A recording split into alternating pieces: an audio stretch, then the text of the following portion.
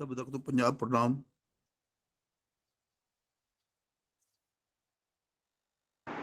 हरे दंडवत कृष्ण प्रणाम। सभी भक्तों को मेरा जी, पंचांग दंडवत प्रणाम। प्रणाम। हरे कृष्णा। कृष्ण प्रभु जी हरे कृष्णा हरे कृष्णा प्रभु जी पंचांग प्रणाम। हरे कृष्णा।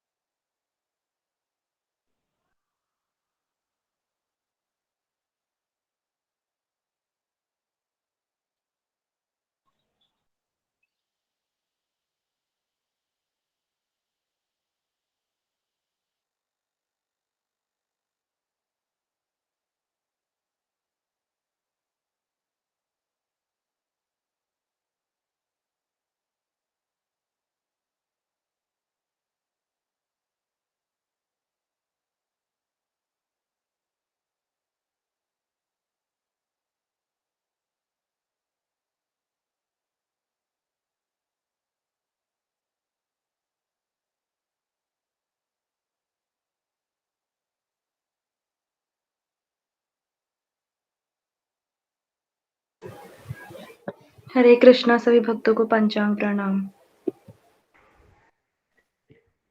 हरे कृष्णा। हरे हरे कृष्णा। कृष्णा माता जी। हरे कृष्णा। हरे हरे कृष्णा माता जी आप सभी भक्तों को मेरा पंचांग प्रणाम। हरे कृष्णा। हरे कृष्णा। हरे राम राम। भक्त को पंचांग प्रणाम। सभी भक्तों को हरे कृष्णा। हरे कृष्ण। हरे कृष्णा।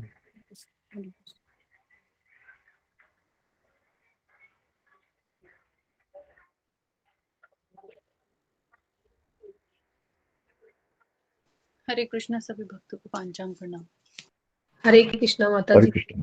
हरे कृष्णा।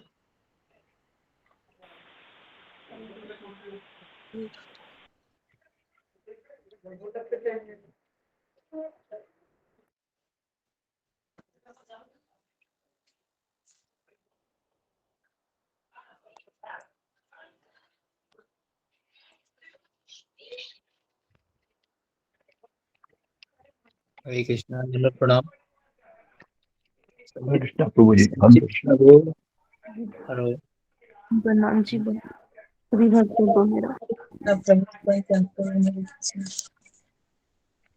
हरे आप कृष्ण। सभी भक्तों का बहुत बहुत धन्यवाद। आप सभी भक्त बहुत करुणामय। किसी अनजान के लिए भी आपने मेरी एक ही ननद है, उनके पुत्र की आपने प्रार्थना की। मुझे बहुत अच्छा लगा और मुझे ये अच्छा लगा कि मेरा पुत्र कितना अच्छा है। आप सभी भक्तों ने मेरे उस उस व्यक्ति के लिए प्रार्थना की जो अभी हॉस्पिटल में एडमिट है, और सभी भक्तों की इस करुणामयी दया और इस करुणामयी प्रार्थना का मैं बहुत बहुत धन्यवाद देती हूँ। हरे कृष्णा। पंचांग प्रणाम। आप सभी भक्त बहुत ही महान परम वैष्णव है। सभी भक्तों को मेरा पंचांग। हरे कृष्णा माता जी। हरे कृष्णा। हरे हरे कृष्णा कृष्ण मामनी माता जी। माता हरे जी। कृष्ण। हरे कृष्णा मामुनि माता जी। हरे कृष्णा प्रतिभा माता जी। पंचांग कोई हरे अनजान कृष्ण। नहीं है माता जी, ये एक ही हरे परिवार है। कृष्ण। सभी भक्तों को पंचांग गुरु जी प्रणाम। का एक ही परिवार है, हरे कृष्णा। अनजान प्रियंका कोई नहीं माता है जी इसमें। पंचांग प्रणाम। ममता माता जी पंचांग प्रणाम। हरे मामुनी कृष्ण माता जी सभी पंचांग प्रणाम। माता जी। काली माता जी पंचांग प्रणाम। सभी भक्तों को पंचांग प्रणाम।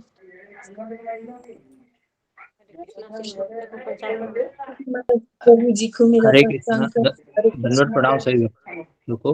प्रियंका सहगल माता जी है क्या लाइन पे? हरे हाँ कृष्ण। जी। दंडवत प्रणाम। तो हाँ जी प्रभु जी। माता जी आप भजन सुनाइए। जब गुरु जी आएंगे तो आप बंद कर दीजिए। Okay okay. जी। प्रभु जी वो बंगाली में है, थोड़ा सा अगर इधर उधर हो तो प्लीज देख लीजिए। जी। भजन भजन है माँ जी, भगवान का नाम आप लीजिए। गुरु जी आए तो आप बंद कर दीजिएगा। हरे कृष्ण। ओके। हरे कृष्णा। बोल हरि बोल। बोल हरि बोल। बोल हरि बोल। बोल हरि बोल। बोल हरि बोल। बोल हरि बोल। मन रे आनंद भाई बोल हरि बोल। मन रे आनंद भाई बोल हरि बोल। बोल हरि बोल। बोल हरि बोल। बोल हरि बोल। जन्म सुखे बोल हरि बोल। जन्म सुखे बोल हरि बोल। बोल हरि बोल। बोल हरि बोल। बोल हरि बोल। मानव जन पे भाई बोल हरि बोल। मानव जन पे भाई बोल हरि बोल। बोल हरि बोल। बोल हरि बोल। बोल हरि बोल। सुख थाको दुख थाको बोल हरि बोल। सुख थाको दुख थाको बोल हरि बोल। बोल हरि बोल। बोल हरि बोल। बोल हरि बोल। बोल हरि बोल। बोल हरि बोल। बोल हरि बोल। संपद विपद भाई बोल हरि बोल। संपद विपद भाई बोल हरि बोल। बोल हरि बोल। बोल हरि बोल। बोल हरि बोल। ग्रह थाको वन थाको बोल हरि बोल। ग्रह थाको वन थाको बोल हरि बोल। कृष्ण संसार थाकी बोल हरि बोल। कृष्ण संसार थाकी बोल हरि बोल। बोल हरि बोल। बोल हरि बोल। बोल हरि बोल। असत्संग छाड़ी भाई बोल हरि बोल। असत्संग छाड़ी भाई बोल हरि बोल। बोल हरि बोल। बोल हरि बोल। बोल हरि बोल। वैष्णव चरणी पाड़ी बोल हरि बोल। वैष्णव चरणी पाड़ी बोल हरि बोल। बोल हरि बोल हरि बोल। बोल हरि बोल। गौर नित्यानंद बोल। गौर नित्यानंद बोल। गौर नित्यानंद बोल। गौर नित्यानंद गौर गदाधर बोल। ओके जी। हरे कृष्णा कृष्ण कृष्ण हरे हरे हरे हरे। कृष्णा। हरे दंडवत कृष्ण प्रणाम गुरुजी। हरे हरे कृष्णा। कृष्ण गुरु जी पंचानन हरे कृष्ण गुरु जी। लोग हरे प्रणाम दंडवत प्रणाम। हरे कृष्ण गुरु जी पंचांग प्रणाम। हरे कृष्णा गुरु जी पंचांग प्रणाम। हरे कृष्णा गुरु जी पंचांग बहुत सुंदर प्रणाम। हरे कृष्ण गुरु जी पंचांग प्रणाम। हरे कृष्ण हरे गुरु जी। कृष्ण जी दंडवत प्रणाम। हरे कृष्ण। हरे कृष्ण गुरु जी पंचांग सभी भक्तों को मेरा पंचांग प्रणाम। हरे कृष्ण। हरे कृष्ण गुरु पंचांग प्रणाम। हरे कृष्णा सबको। हरे कृष्णा हरे हरे कृष्ण कृष्णा। पंचांग प्रणाम। हरे कृष्ण गुरु जी पंचांग हरे प्रणाम। कृष्णा कृष्ण कृष्णा हरे हरे। हरे राम राम राम हरे हरे। हरे कृष्णा जी। अज्ञानतिमिरन्धस्य ज्ञानाञ्जनशलाकया चक्षुरुन्मीलितं येन तस्मै श्रीगुरुवे नमः। मुखं करोति वाचालं पङ्गुलङ्घयते गिरिं यत्कृपातमः वन्दे श्रीगुरुदीनतारिणम्। जय श्री कृष्ण हरे कृष्ण चैतन्य गुरु जी। प्रभु नित्यानंद श्री अद्वैत गदाधर श्रीवासादि गौर भक्त वृंद। हरे कृष्णा कृष्ण कृष्णा हरे हरे। हरे राम राम राम हरे हरे। हरे हरे। हरे राम राम राम हरे हरे। हरे कृष्ण। गोवर्धन ओके जी। तो अभी हम आगे बढ़ते हैं। तो जी। तो जैसा कि आज एकादशी है तो ओके नरसिंह आरती हो गया कृष्ण मंत्र। जी नरसिंह आरती हो गया गुरु जी। तो उसके बाद फिर किनका टर्न था आज बताने का, वो शुरू करने का? नीतू जैन माता जी। हरे ओके कृष्ण तो पंचांग शुरू प्रणाम। कीजिए। जी गुरु जी आपने 40 श्लोक से बताया था कल। तो आपने कहा था कि इस पृथ्वी पर इस संसार में ऐसा कोई व्यक्ति नहीं है, ना इस लोक में, ना स्वर्ग लोक में, न देवता के मध्य में प्रकृति के तीनों गुण से मुक्त हो। इस पूरे संसार में ब्रह्म लोक से लेके पाताल लोक तक 84 लाख योनियां हैं, जिसमें देवी देवता यक्ष किन्नर देवी देवता, फिर 4 लाख मनुष्य योनि, भूत पिशाच, कोई भी इस तीनों गुणों से मुक्त नहीं है। तो भगवान कहते हैं तो कौन मुक्त है? तो भगवान कहते हैं, और मेरी जो माया देवी है ना, वो मुझे नियंत्रित करके रखते हैं, लेकिन भगवान कहते हैं एक ही व्यक्ति है इसे पार कर सकता है, जो मेरी शरण लेता है। तो इस संसार में कोई भी व्यक्ति नहीं है जो तीनों गुणों से मुक्त हो।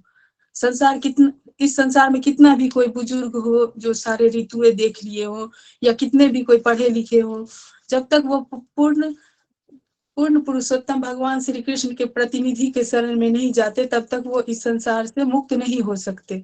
भगवान के तरफ जाने का अर्थ है कि भगवान के प्रतिनिधि के शरण में जाना। भगवान के शरण में जाने का मतलब ये नहीं है कि मैं अभी बाजार गई और लड्डू गोपाल, गौर निताई या फिर जगन्नाथ जी, सुभद्रा जी का फोटो ले आऊं और मैं भगवान कहूंगी कि मैं भगवान के शरण में चली जाऊंगी। लेकिन ऐसा नहीं होता है। जगन्नाथ जी, लड्डू गोपाल जी मुझे ये नहीं बोलेंगे कि मुझे भूख लगी है, थोड़ी सी खाना दे दो। इसके लिए हमें बीच में प्रतिनिधि की लगती है। प्रतिनिधि हमारे गुरु, सही गलत क्या है वो हमें तीनों गुण से मुक्त हो अगर हम होना चाहते हैं तो हमें प्रतिनिधि के शरण लेना होता है। भगवान के शुद्ध भक्त का शरण लेना होता है, जिसके सिर्फ एक ही ध्येय हो कि कृष्ण, वो खुद उस मार्ग पे हो, चल रहे हो, तो उनका हमें शरण लेना चाहिए। भगवान कहते हैं कि तीनों गुणों द्वारा 42 श्लोक में भगवान कहते हैं कि तीनों गुणों के द्वारा हमारा स्वभाव बनता है, सतोगुण, रजोगुण, तमोगुण। तीन कलर को अगर मिक्स करेंगे हम, पीला, नीला और लाल, तो बहुत सारे कलर बनते हैं। ऐसे हर एक व्यक्ति के अलग अलग स्वभाव होते हैं। किसी में 2% सतोगुण रहता है, किसी में 90% रजोगुण रहता है, किसी में 70-80% तमोगुण रहता है। अगर हम तमोगुण रजोगुण को दूर करना चाहते हैं तो भगवान कहते हैं मेरे नाम का माला जपो, हरि नाम की कथा सुनो और मेरी सेवा करो, तो इससे क्या होगा, रजोगुण तमोगुण कम होगा और सतोगुण बढ़ते जाएगा और हम भक्ति में स्थिर हो जाएंगे। 3 गुण के द्वारा हमारा स्वभाव बनता है, ब्राह्मण, क्षत्रिय, वैश्य, शूद्र। 3 गुणों के अनुसार इनका स्वभाव बनता है। तो ब्राह्मण का कार्य है, स्वभाव है कि शिक्षा देना, लेकिन आज के टाइम में ब्राह्मण फ्री में नहीं पढ़ाते हैं, फी लेते हैं, तो वो ब्राह्मण कहने के लायक नहीं है, शूद्र होते हैं। क्योंकि गुरु द्रोणाचार्य ने कभी फी नहीं लिए थे। अभी ब्राह्मण का स्वभाव गिर गया। और क्षत्रिय का अर्थ है कि शौर्य, वीरता, मतलब संकल्प, दृढ़ संकल्प, युद्ध में धैर्य रखना, शक्ति प्रदर्शन करना, मैनेजमेंट का काम। लेकिन अभी आज क्षत्रिय की समाज की रक्षा करते हैं, लेकिन आजकल वो भी नहीं सही से करते हैं। और वैश्य के गुण है खेती करना, गौ रक्षा, बिजनेस। वैसे आप मतलब हम रोज उनके पास जाते हैं शॉप पे, तो वो कहते हैं कि आप तो मेरे रोज के ग्राहक हो, तो 10 रुपए कम ही ले रहा हूं मैं आपसे, पर वो भी अपना सही ढंग से अपना स्वभाव नहीं निभाते हैं। और शूद्र का गुण है कि ब्राह्मण, क्षत्रिय, वैश्य की सेवा करना, लेकिन वो भी सरकारी दफ्तर में जो काम करते हैं, वो चाय पीना, गप्पे मारना, आधा दिन इसी में निकल जाता है, वो भी अपना नहीं निभा पाते हैं। और 45 श्लोक, अपने अपने गुण धर्म का पालन करके श्रेष्ठ हो सकते हैं।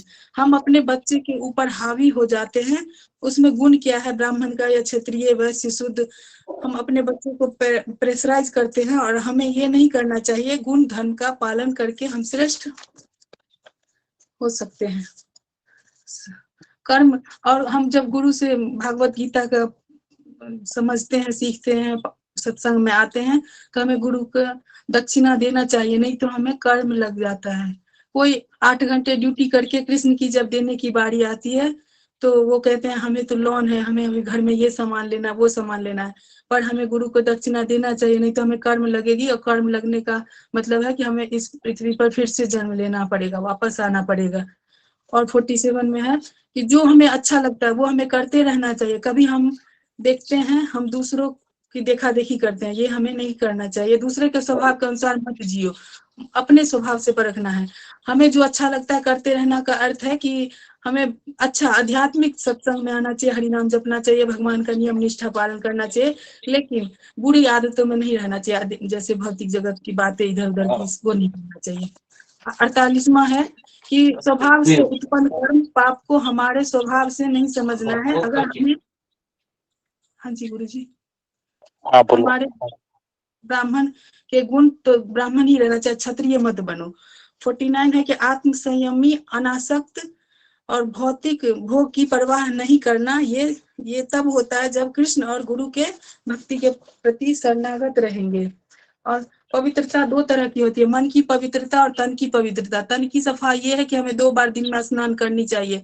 आर्जवम का अर्थ है सत्य, सत्य का अर्थ है हमें सत्य बोलना चाहिए। ज्ञानम विज्ञानम तथा धार्मिक, ज्ञानम का अर्थ है कि गीता का ज्ञान, विज्ञानम का अर्थ है कि उसे हमें जीवन में उतारना चाहिए, और धार्मिक का अर्थ है कि धर्म का ही जानना, ये ब्राह्मण के गुण होते हैं। हरे कृष्ण गुरु जी, मैं इतना ही लिखी थी। ओके ओके, अच्छा। हरे कृष्ण। बहुत सुंदर माता जी, बहुत सुंदर। बहुत सुंदर बोला माता। तो आप लोग को बहुत सुंदर बोला माँ जी आप। बहुत अच्छे बोल जाता है आप लोग। बहुत सुंदर। बहुत अच्छे से बोला माता जी। हरे कृष्णा पंचम प्रणाम। जी, तो अभी हम आगे बढ़ते हैं। ओके, तो जैसा कि आज आमला की एकादशी है, और आज के व्रत की कथा मैंने सुबह संक्षिप्त में बताने का प्रयास किया, तो मैं रेलवे स्टेशन में था। पता नहीं आपको सुनाई दिया था कि नहीं दिया, सुनाई दिया था आपको एकादशी? जी गुरु जी सुनाया सुनाया। जी नहीं सुनाई दिया। बहुत अच्छे से समझ में भी आया। लेकिन मैं नहीं सुन पा रही थी गुरु जी, फिर से सुना मैं नहीं सुन पाई गुरु जी। गुरु जी एक निवेदन है, 1 मिनट के लिए अगर आप आज्ञा दे तो बोलो। एक मिनट। हाँ बोलिए। गुरु जी, अपने जो मामुनी पाल माता जी के जो भांजे हैं, उनका नाम शुभम है, तो उनको दूसरे अपर बड़े हॉस्पिटल में शिफ्ट किया गया है। तो उनकी कंडीशन थोड़ी ज़्यादा खराब हो गई है, जो सुबह में आपको मैंने बताया, सभी वक्तों से चर्चा की थी। और अभी देवी मंडल माता जी के भी भांजे का एक्सीडेंट हो गया, दोनों का बाइक से ही एक्सीडेंट हुआ है। तो जी जी दोनों दोनों भक्तों के लिए आप एक बार आशीर्वाद दें भक्तों से एक बार पुनः, तो ताकि वो जल्दी से, दोनों नवयुवक हैं, तो उन पर जी एक बार भक्तों की कृपा जी, करुणा। तो सारे वक्त हैं। जी, हाँ, और एक उनके बार गुरु जी स्वास्थ्य। आप एक बार उनको, मतलब जो नवयुवक हैं हमारे यहाँ भक्त भी हैं, तो उनके लिए आप कुछ हाँ, ऐसी बोलें कि ताकि उनको ये थोड़ी मतलब सावधानी बरतें वो जब बाइक वगैरह चलाते हैं। तो एक बार आपके मुख से जी निकलेगा तो थोड़ा वो, हमारे में भी देखता हूँ बहुत सारे यंग भक्त हैं, तो उनके लिए भी, जी, उनके बच्चे हैं। ओके। तो हाँ जी, जैसा कि ये जो टीन एज होता है, खास करके जब 12th ईयर का बच्चा हो जाता है, या लड़की भी लड़का कोई भी हो, तो उसमें जो हार्मोन्स होते हैं हमारे बॉडी में, वो बहुत ज़्यादा एक्टिवेट हो जाते हैं। उसके कारण उसका मन हमेशा विचलित रहता है, और वह बहुत रजोगुनी हो जाता है उस समय। और जैसा कि हमने देखा है कि कॉलेज में भी बहुत सारे छेड़छाड़ी करना, शरारत करना, या कोई ऐसे कार्य करने में वह आनंद लेता है जो जैसे यहाँ पर जोर से बाइक चलाना हो, या बाइक में बैठे बैठे अजीब तरीके से हरकतें करना हो। तो ये सारी चीजें ये टीन एज में हो जाती है। 12, 13, 14, 15, 16, 17, 18, 19, तो ये जो उम्र होता है, उसमें काफी हम देखते हैं कि जो लड़के और लड़कियां होती है वो बुरी तरीके से फंस जाते हैं, बहुत रजोगुण एक्टिव हो जाते हैं तभी। तो हमें खास करके जो हमारे घर में भी लड़के हो सकते हैं, या हमारे सत्र में भी जो लड़के लड़कियां हैं, तो काफी बार ऐसा होता है कि साइड ट्रैक में हो जाते हैं और बहुत पैशनेट हो जाते हैं वो कोई भी कार्य करने में, है ना। तो उसमें काफी बार गलत चीजें हो जाती है। और एक्सीडेंट ही ऐसा चीज होता है कि अगर आपको ब्रेन को कुछ हो गया, अगर आपके सर को कुछ चोट पहुंची, तो उसका बहुत बुरा हाल होता है ना। बाकी के अगर शरीर के पार्ट को कोई अगर हानि हुई तो थोड़ा सा, है ना, मरम्मत करके हो जाता है। लेकिन अगर आपके सर को अगर चोट पहुंची, तो उसका बहुत भविष्य में बहुत बुरे प्रसंग से उसको गुजरना पड़ता है। तो इसके लिए हमें शांत रहना चाहिए, मैक्सिमम शांत रहना चाहिए, और जितना हो सके एक ही जगह पर रहना चाहिए, है ना। तो जिनका एक्सीडेंट हुआ है, मामुनी पार माता जी के भांजे का और देवी मंडल माता जी के भांजे का, तो उनके लिए हम एक बार हरे कृष्ण महामंत्र बोल के उनके स्वास्थ्य के लिए प्रार्थना करेंगे। तो सबसे निवेदन है कि आप एक बार हरे कृष्ण महामंत्र बोलिए। हरे कृष्णा हरे कृष्णा हरे कृष्णा हरे कृष्णा हरे हरे कृष्णा कृष्णा हरे हरे कृष्णा हरे कृष्णा हरे कृष्णा हरे हरे हरे राम हरे राम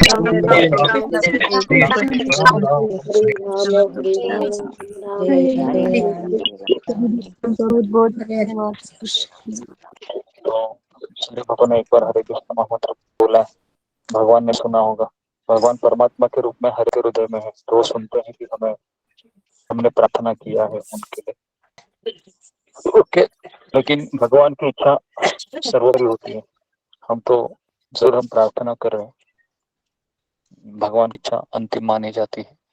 कृष्ण प्रभुपाद जी हमेशा कहते थे कि आप प्रार्थना कीजिए मेरे लिए, अगर कृष्ण की इच्छा है तो जरूर वो प्रार्थना सुनेंगे, है ना। तो कई बार प्रभुपाद जी वैसे ही अपने शब्द कहते थे कि मेरी स्वास्थ्य के लिए अगर आपको दवाई मत लाइए, क्योंकि मैं तो बूढ़ा हो गया हूँ, 80 साल मेरा अभी उम्र है, तो आप कृष्ण से प्रार्थना कीजिए कि अगर वो चाहते हैं तो मैं जी सकता हूँ, इस तरीके से।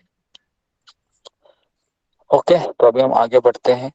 हमारा 18वां अध्याय आज हम पूरा करने का कोशिश करते हैं, है ना। आज एकादशी भी है, आमूलक की एकादशी है, और एकादशी के दिन गीता का पाठ करना ये बहुत बहुत बहुत बहुत भक्तिमय कार्य माना गया है। तो हमें भगवत गीता का पारायण हमें करना चाहिए, भगवत गीता एकादशी के समय, है ना। तो आज 32 माला हमने करने को कहा था, है ना। सुबह कितने भक्तों ने आज 32 माला किसका किसका हो गया है, फिंगर को रेज कीजिए जरा। ओके जी, वेरी गुड, अच्छा है। 10 16 में हुआ है, मैं शाम को प्रैक्टिस कर लूंगी। जी मुझे जी 16 हुई है, अभी 16 और पेंडिंग है, अभी करूंगी। हाँ ठीक है। तो जिनको 16 माला शुरू हो, हमारा 32 हो गया। जी जी जी, तो आप फिंगर को रेज, गुरुजी मेरी 26 हुई है अभी।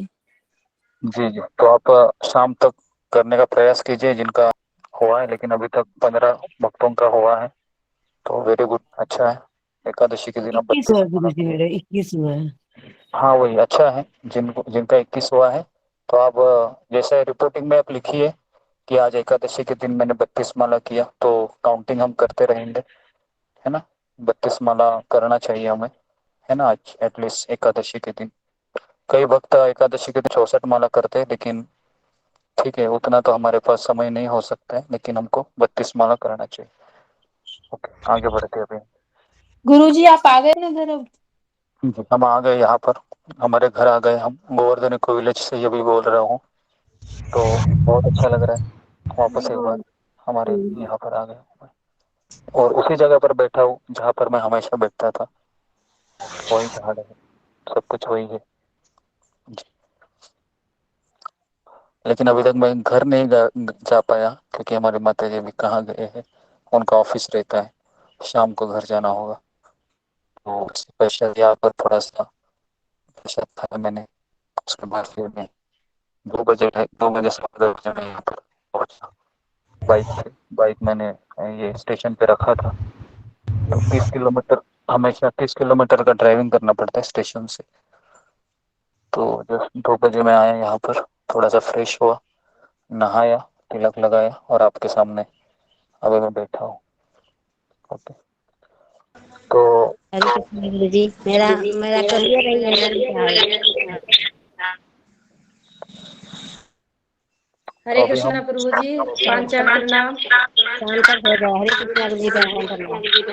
प्रभु जी मैं कुछ बोल लूँ, मेरा इच्छा है कुछ बोलने का। क्या बोलना है आपको, बोलिए। मुझे ये बोलना है, सबके सामने सभी भक्तों को मैं प्रणाम करती हूँ। मुझे अपने परिवार में शामिल कर लीजिए सभी भक्त। मैं आप सबके साथ रहना चाहती हूँ, और मैं प्रभु जी को अपने गुरु के रूप में स्वीकार करना चाहती हूँ। कृपया गुरु जी मुझे अपने चरणों में स्वीकार करें और अपनी शरण प्रदान करें, और इस नालायक भक्त को सही रास्ते पे ले आए। प्रभु जी, भक्त तो नहीं हूँ, नालायक तुच्छ प्राणी को सही रास्ते पे ले आए, बस यही मेरे दिल के भाव है आज एकादशी पे। हरे कृष्णा प्रभु जी। जी ओके जी, तो जैसा कि आपने कहा, तो भक्त लोग आपको आशीर्वाद देंगे, इसके लिए।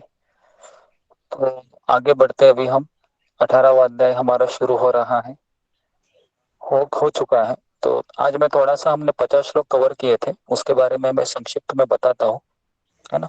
मैंने मैंने जब मैं ट्रेन में बैठा था तो मैंने कुछ चीजें मैंने लिखी थी मैं ऐसे ही, तो मैं उसका आपको बताता हूँ मैं कि 18वां जो अध्याय है। तो माइक को जरा बंद रखे हमेशा, है ना, माइक से। ओके।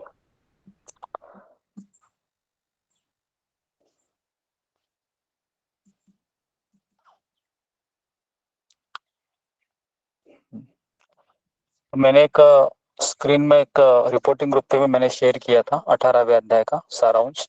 मैं वापस शेयर कर रहा हूँ स्पिरिचुअल काउंसलिंग ग्रुप में, आप उसको देख सकते हो। मैं उसको पढ़ के ही बता रहा हूँ आपको, तो मैंने अभी अभी शेयर किया है। तो 18वें अध्याय में पहले जो 6 श्लोक है उसमें निष्काम कर्मयोग, पहले जो 18 श्लोक है, 1 से 18 श्लोक है, उसमें निष्काम कर्मयोग बताया गया है। तो आप इस चीज को लिखिए अभी, है ना, क्योंकि बहुत इंपॉर्टेंट है 18वां अध्याय। ये किस तरह से कृष्णा किस तरीके से ये शुद्ध भक्ति की ओर लेके जाते हैं।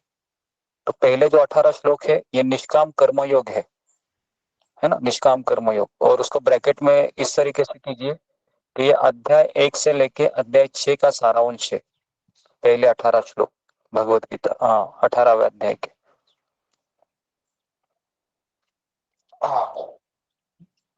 जी, सबको समझ में आ रहा है मैंने क्या कहा अभी? मैंने ये कहा कि जी 18वां अध्याय के पहले जो 18 श्लोक है, पहले 18 श्लोक ये भगवत गीता के पहले 6 अध्याय का सारांश है, और ब्रैकेट में लिखिए निष्काम कर्म योग। ठीक है। अभी श्लोक क्रमांक 19 से लेके श्लोक क्रमांक 40 तक भगवान है, ये प्रकृति के 3 गुणों का वर्णन करते हैं। ठीक है, प्रकृति के 3 गुण, और ब्रैकेट में लिखिए ये अध्याय 13 से लेके अध्याय 17 का सारांश है। अध्याय 13 से लेके अध्याय 17 का सारांश है। ठीक है, हो गया। 40 श्लोक हमने कवर किए इसमें। ठीक है, इसमें भगवान जो सेक्शन है 1940 का जो श्लोका का सेक्शन है, उसमें भगवान 6 प्रकार से 3 गुणों का वर्णन करते हैं। पहला लिखिए ज्ञान, सात्विक ज्ञान, राजसिक ज्ञान, तामसिक ज्ञान। ठीक है, उसमें आ गया। दूसरा है कर्म, तीसरा है कर्ता, चौथा है बुद्धि, पांचवा है निश्चय, और छठा है सुख। ऐसे 6 चीजें हैं जो 3 गुणों के अंतर्गत आती है। हमारी बुद्धि भी रजोगुनी है तो फिर कोई काम की नहीं है। अगर हमारी बुद्धि तमोगुनी है तो बिल्कुल काम की नहीं है। तो ये जो 1940 का जो सेक्शन है, श्लोका है 18 अध्याय का, ये 3 गुणों का वर्णन कराती है। अभी श्लोक क्रमांक 41 से लेके श्लोक क्रमांक 55 तक, श्लोक क्रमांक 41 से लेके श्लोक क्रमांक 55 तक भगवान है वह ज्ञान मिश्र भक्ति बताते हैं। ज्ञान मिश्र भक्ति, या फिर भगवान कहते हैं कि योग सीढ़ी, योगा लैडर, योगा लैडर एक तरीके से। श्लोक क्रमांक 41 से लेके श्लोक क्रमांक 55। ओके, तो अभी ये योगा लैडर कैसी जाती है, तो इसको आपको लिखना है। पहले लिखिए पशु जीवन, पशु जीवन। उसके बाद लिखिए, उसके ऊपर लिखिए, क्योंकि ये सबसे निचली सीढ़ी है पशु जीवन। उसके ऊपर लिखिए नेक्स्ट सीढ़ी है फिर सकाम कर्म, सकाम कर्म, सकाम कर्म। फिर ऊपर लिखिए सकाम कर्म योग, सकाम कर्म योग। फिर चौथा लिखिए निष्काम कर्म योग, निष्काम कर्म योग, निष्काम कर्म योग। फिर ऊपर लिखिए ज्ञान योग, ज्ञान योग, फिर लिखिए ध्यान योग, ध्यान योग, और ब्रैकेट में लिखिए अष्टांग योग। अष्टांग योग को ही ध्यान योग कहते हैं। ठीक है, कभी कभी आप कंफ्यूज हो जाओगे, ध्यान योग अलग है, अष्टांग योग अलग है, ऐसा नहीं है, दोनों ही एक ही है। ध्यान योग भी, अष्टांग योग। अष्टांग योग के बाद लिखिए भक्ति, भक्ति योग। ओके, भक्ति योग। अभी भक्ति योग में लिखिए पहले सकाम भक्ति, निष्काम भक्ति, शुद्ध भक्ति। सकाम भक्ति, निष्काम भक्ति, शुद्ध भक्ति। सबने अभी जितना मैंने अभी बताया, अगर ये चीजें अगर आपकी क्लियर है, पशु जीवन क्या है, सकाम कर्म क्या है, सकाम कर्म योग क्या है, निष्काम कर्म योग क्या है, ज्ञान योग क्या है, ध्यान योग क्या है, भक्ति योग क्या है, भक्ति योग में भी सकाम भक्ति क्या है, निष्काम भक्ति क्या है, शुद्ध भक्ति क्या है, ये अगर आपका क्लियर है तो आपका पूरा गीता क्लियर है। अगर यह आपका क्लियर नहीं है तो आपका गीता अधूरा है, आपको भगवत गीता अभी तक कुछ समझ में नहीं आया। मेरा तो मैं एक ही लाइन में इसका एक्सप्लेन कर रहा हूँ क्योंकि निकला है। तो पशु योग मतलब कलयुग में 99% लोग आहार, खाना, निद्रा, सोना, आहार, निद्रा, भय, भय मतलब रक्षा करना, और मैथुन, मैथुन मतलब बच्चे पैदा करना, इन 4 चीजों में लगे हुए हैं। ठीक है, ये है पशु जीवन। 99% लोग इसी स्तर में होते हैं। गुरुजी उसके रिपीट बाद है कर दीजिए सकाम। प्लीज। मैं अभी रिपीट नहीं करूंगा, आपको अच्छे से सुनना है। ठीक है, नहीं तो रिकॉर्डिंग आपको सुनना है, क्योंकि ये चीजें मैंने काफी बार रिपीट किया है ना, और इसका रिकॉर्डिंग तो हमेशा होता ही रहता है। भले आपको कोई चीज मिस हो गया हो, आप तुरंत रिकॉर्डिंग कभी भी सुन सकते हो, है ना। तो पशु जीवन में क्या आता है, आहार, निद्रा, भय, मैथुन, ये 4 चीजें करता रहता है और कुछ नहीं करता है। मतलब जानवरों का जीवन, जानवर भी क्या करते हैं, जानवर भी क्या करते हैं, खाते हैं, सोते हैं, बच्चे पैदा करते हैं और अपनी सुरक्षा करते हैं। ठीक है, क्लियर है पशु जीवन। पशु जीवन के बाद एक स्टेप और बढ़ता है आगे, उसको कहते हैं फिर सकाम कर्म, या ब्रैकेट में लिखिए कर्मकांड। कर्मकांड, कर्मकांड में क्या होता है, कर्मकांड में वो देवी देवताओं की पूजा करता है। फिर थोड़ा सा उसका प्रमोशन हो जाता है, देवी देवताओं की पूजा किसके लिए करता है वो, इंद्रिय तृप्ति की इच्छा पूर्ण होने के लिए, भौतिक इच्छा। ओके, उसके बाद नेक्स्ट स्टेप आता है सकाम कर्म योग। अभी इसमें योग शब्द क्या करता है, कृष्ण को जोड़ देता है वो, फिर वो कृष्ण के पास जाता है, कृष्ण की भक्ति करता है, सकाम कर्म योग, है ना। तो फिर वो उस भौतिक इच्छा के लिए कृष्ण के पास जाता है, सकाम कर्म योग। उसके बाद नेक्स्ट है निष्काम कर्म योग। फिर वो भौतिक इच्छा पूरी करते करते करते करते करते करते एक दिन उसको पता चलता है कि मेरे दुखों का कारण तो भैया यही है, मेरा इंद्रिय तृप्ति का इच्छा ही मेरे दुख का कारण है। फिर वो छोड़ता है, फिर वो टाटा बाय बाय करता है, निष्काम और निष्काम कर्मयोग की ओर प्रमोशन होता है उसका। फिर वो फल की इच्छा को छोड़कर केवल कर्तव्य करता रहता है, निष्काम कर्मयोग। फिर निष्काम कर्मयोग वाला और एडवांसमेंट होता है, उसका प्रमोशन होता है ज्ञान योग के लिए।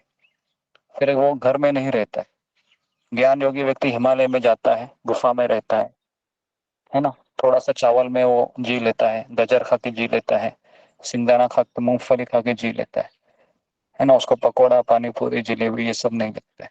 ज्ञान योगी, ज्ञान योगी के ऊपर है, उसमें और वो तरक्की करता है, फिर ध्यान योग में आता है।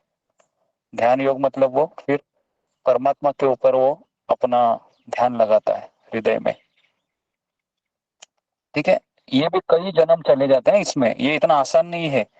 ये पशु जीवन से लेके ध्यान योग का सीढ़ी के लिए 100-200 जन्म चले जाते हैं मनुष्य के, इतना आसान नहीं है। और उसके बाद फिर वो भक्ति योग में एंट्री करता है, फिर वो भगवान के ऊपर ध्यान करता है, भगवान का नाम लेता है, भगवान की कथा सुनता है, कृष्ण उसको अच्छे लगते हैं, राम अच्छे लगते हैं, लक्ष्मी नारायण अच्छे लगते हैं। फिर इतने जन्मों के बाद फिर वो गुरु की शरण में आता है, क्योंकि ध्यान योग तक गुरु नहीं है, गुरु रहेगा लेकिन गुरु की शरणागति नहीं इतनी प्रबल। लेकिन भक्ति योग में उसको सिखाया जाता है कि गुरु की शरणागति प्रबल होनी चाहिए, फिर वो भक्ति योग में एंट्री करता है और फिर उसको भगवान मिल जाते हैं। तो इस तरीके से इसको योगा लैडर कहते हैं। ठीक है, अभी आप लोग मुझे पूछेंगे कि क्या हमने भी ऐसा कुछ किया है क्या हम निष्काम कर्म योग, ध्यान योग, अष्टांग योग, हमें तो कुछ पता ही नहीं है। तो अभी आप लोगों के केस में क्या हुआ है कि हम सब लोग पशु जीवन में थे। कहाँ पर थे? पशु जीवन, एकदम नीचे के स्टेज में, खाना पीना सोना बच्चे पैदा करना इसी में लगे हैं। लेकिन हमारे जीवन में अचानक एक भक्ति योगी का एक व्यक्ति आ जाता है और हमारे दरवाजे पे आकर कहता है, हरे कृष्णा प्रभु जी, हरे कृष्णा माता जी, भगवत गीता है, ले लीजिए, गीता सत्र में आ जाइए, है ना। तो हम डायरेक्ट फिर उस दरवाजे पे नॉक को हम रिसीव करते हैं, या हम टेलीफोन की घंटी बजती है, आपको कहा जाता है कि आप गीता सत्र में आ जाइए, और आप उस कॉल को रिसीव करते हो, है ना। और जैसे ही रिसीव करते हो तुरंत आप खटाक से कहा जाते हो, पशु जीवन से एकदम ऊपर की स्टेज को, भक्ति योग में। अभी मुझे बताइए ये कितना बड़ा कृपा है, आप सोच सकते हो। हमारे 100 जन्म हमारे, है ना, बच गए हैं। 100 जन्म, है ना, 100 जन्म हमारे बच गए। तो आप सबको बहुत बहुत बधाई हो, है ना, आपके 100 जन्म बच गए। ये आपका कारण में हुआ है। गुरु जी आपकी कृपा से गुरु ही है आपके ये सब कुछ। गुरु जी आपकी भक्तों के संग से ये सब मेरी कृपा से नहीं हुआ है, ये शील प्रभुपाद की कृपा से हुआ है। गुरु जी जो बीच परम की पूज्य सीढ़ियां दोनों हैं वो फिर वो कैसे हमने पार की? बीच की ये सीढ़ियां एक्चुअली 2 प्रकार का, अगर आपको बिल्डिंग पे चढ़ना है ना, 15वें माले पे जाना है, तो 2 रास्ते होते हैं। एक है सीढ़ियों से जाना है, और दूसरा कौन सा रास्ता है, कौन बताएगा? लिफ्ट मुझे लिफ्ट हाँ, लिफ्ट में बैठना है। तो अभी हम कहाँ, अभी हमारे साथ क्या क्या हुआ, हम लिफ्ट में बैठ गए, फर्स्ट हम डायरेक्ट बैठ गए, और डायरेक्ट कहाँ पर आए, 15 फ्लोर में दरवाजा खुला है अभी, है ना। तो हमें इसके लिए पता ही नहीं, पहले माले पे क्या हुआ, दूसरे माले पे क्या हुआ, तीसरे माले पे क्या हुआ, डायरेक्ट 15वें माले पे हमको लिया गया। केवल बटन दबाए, कुछ कुछ किया क्या हमने? कुछ नहीं किया, हम केवल बैठे रहे वहां पर। तो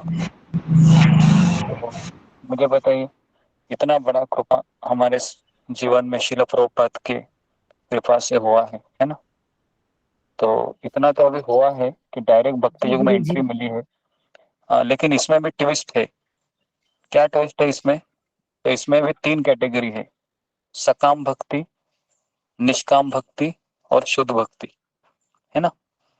तो इसमें भी ये ट्विस्ट है कि 90% भक्त दीक्षा तो लेते हैं, तीनों का दीक्षा होता है अभी। सकाम भक्त का भी दीक्षा होता है, उसके बाद निष्काम भक्त का भी दीक्षा होता है, शुद्ध भक्त का भी दीक्षा होता है। लेकिन लेकिन अभी दीक्षा होने के बाद आपको किस भक्तों के सानिध्य में आपको शरण मिलती है ना, या आपको चूज करना है, आपको कहाँ रहना है। क्योंकि 90% भक्त सकाम भक्त ही मैक्सिमम होते हैं, क्योंकि वह कृष्ण के पास इसलिए आते हैं ताकि मेरा परिवार शांत रहे, मेरा नौकरी बनी रहे, कोई तकलीफ ना हो, घर में सुख शांति बनी रहे, कोई हेडेक ना हो, कुछ नहीं हो, कृष्ण, सकाम भक्ति। लेकिन सकाम भक्ति के बाद चैंटिंग करता रहता है वो, है ना, माला जप करता रहता है, सेवा करता है, तो धीरे धीरे धीरे धीरे वह निष्काम भक्ति में आता है। निष्काम भक्ति में क्या होता है कि वह अपनी इच्छा को बनाए रखता है कि मैं कृष्ण की शरण ले रहा हूँ, मैं सेवा कर रही हूँ, सेवा कर रहा हूँ। लेकिन उसका जो फल है, उसका जो एप्रिसिएशन है, वह किसको देता है? वह गुरु को देता है, नहीं तो कृष्ण को देता है, गुरु को ही देता है वो। तो इसके बाद फिर वो और प्रमोशन करता है, शुद्ध भक्ति में एंट्री करता है। शुद्ध भक्ति में क्या होता है, वो गुरु को ही पूछता है कि आप बताइए मैं क्या करूं। और अगर गुरु कहते हैं कि हम चाहते हैं कि आप कम से कम 2-3 साल है वो मंदिर में केवल झाड़ू मारने का ही सेवा करो। अभी वो सोचता है कि अरे बाप रे, ये क्या किया, मैंने पूछ तो लिया अभी, लेकिन अभी गुरु ने कहा है कि पोछा मारो, झाड़ू मारो, ठीक है, हरे कृष्णा। फिर वो 2-3 साल झाड़ू पोछा मारते कर रहता है। जब गुरु देखता है सही तरीके से पालन हो रहा है तो फिर उसके ऊपर भरोसा करता है फिर वो, और जैसे गुरु का वो विश्वास को जीत लेते तो फिर कृष्ण की कृपा बंद हो जाती है उसके ऊपर। तो उसमें वो फल है, वो अगर कोई कहता भी है कि उसको आज तुमने बहुत अच्छा झाड़ू मारा है, आज तुमने मंदिर का जो फर्श है ना, फर्श बहुत एकदम जबरदस्त तुमने चमकाया है करके, है ना, तो फिर वो क्या कहता है, ये हमारे गुरु ने ही मुझे कहा है चमकाने के लिए, तो जो भी आपको कहना है उनको ही कहिए, मैं तो केवल उनके आज्ञा का पालन कर रहा हूँ। ये कौन सी भक्ति हुई? ये हुई शुद्ध भक्ति। ये शुद्ध भक्ति हो गई, हाँ ना। वो केवल काम करता रहेगा लेकिन वो आज्ञा का पालन करता रहेगा केवल, बस। और फिर उसके जीवन में ऐसे चमत्कार होंगे, फिर बाप रे बाप, उसको भी पता नहीं चलेगा कि इतना, है ना, मेरे मुख से इतना परिवर्तन हो रहा है, ये कैसे संभव है, उसको भी पता नहीं चलता है। फिर उसको पता चलता है कि मैं, हाँ, ये मेरा कुछ नहीं है, ये तो गुरु का आज्ञा का फल है जो मुझे मिल रहा है ना। तो इसके लिए शुद्ध भक्ति में भी बहुत परीक्षाएं होती है ना। जैसे आज ही मैं प्रवचन सुन रहा था, प्लेन में बैठा था मैं, तो मैंने राधानाथ महाराज का एक प्रवचन में ढाई घंटा था मेरे पास, है ना, तो एक 1.5 घंटा में माला किया, मेरा भी 32 माला हो गया उधर ही। फिर थोड़ा समय बाकी था, तो फिर मैंने सोचा कि परम पूज्य महाराज का, राधानाथ महाराज का एक हम प्रवचन सुनते हैं।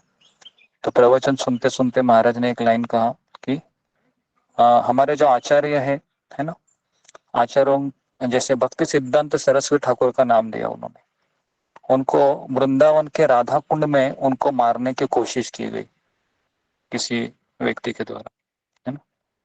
और फिर महाराज कहेगी the greatness of a person has to be estimated by how he और she can tolerate provoking situation.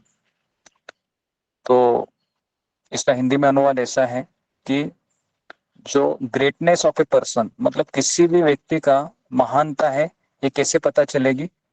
वो अपने जीवन में जो प्रोवोकिंग सिचुएशन आएगा, मतलब विचलित करने वाली परिस्थितियां, उसमें वो किस तरह से कृष्ण को शरणागत होकर कार्य करता है, इस पे वो निर्भर होगा कि वो कितना, वो, है ना, सही उसकी महानता या सही कितना वो परिपक्व हुआ है। तो फिर उसके बाद फिर परम पूज्य राधानाथ साहब महाराज ने ध्रुव महाराज का उदाहरण दिया, उसके बाद भक्ति सिद्धांत श्री ठाकुर का, नरोत्तम दास ठाकुर का उदाहरण दिया। महाराज बोले कि नरोत्तम दास ठाकुर को भी इतना गाली दिया, लोगों ने इतना गाली दिया, बाप रे बाप, क्योंकि वह ऐसा प्रचार कर रहे थे। और भक्ति सिद्धांत श्री ठाकुर कह रहे थे कोई भी ब्राह्मण बन सकता है, कोई भी वैष्णव बन सकता है, आप केवल हरिनाम का जप करो। तो इसलिए तभी लोकल ब्राह्मणों ने उनको मारने की कोशिश की गई। तो ये मार्ग ही ऐसा है। हरिदास ठाकुर ले लो, हरिदास ठाकुर का क्या गुनाह था? क्या उनका किसी के साथ झगड़ा हुआ था? किसी के साथ झगड़ा नहीं हुआ था, है ना। उनका एक ही गुनाह था कि वो हरिनाम को लेते थे। तो इसलिए जो व्यक्ति हरिनाम को स्वीकार किए है ना, तो उसके जीवन में प्रोवोकिंग सिचुएशन आने वाली है। लेकिन अगर उससे वो भाग जाता है प्रोवोकिंग सिचुएशन से, तो फिर कुछ समझा नहीं अभी तक, है ना। तो ये एक चीज मुझे कुछ बतानी थी आपको, ठीक है। तो अभी हम आगे बढ़ते हैं। सबको समझ में आया? योगा सीढ़ी, योगा लैडर, है ना। अगर नहीं समझ में आया तो वापस आप एक बार रिकॉर्डिंग सुनिए, ओके जी। तो मैं चाहता हूँ कि आप सभी लोग ड्राइंग कीजिए, है ना। पशु जीवन ऐसा एक लिफ्ट, ऐसा एक ये निकाल लीजिए, ऐसा एक 15 माले का बिल्डिंग निकाल लीजिए, उसमें एक लिफ्ट दिखाइए, है ना, और एक लैडर दिखाइए ऐसे, है ना।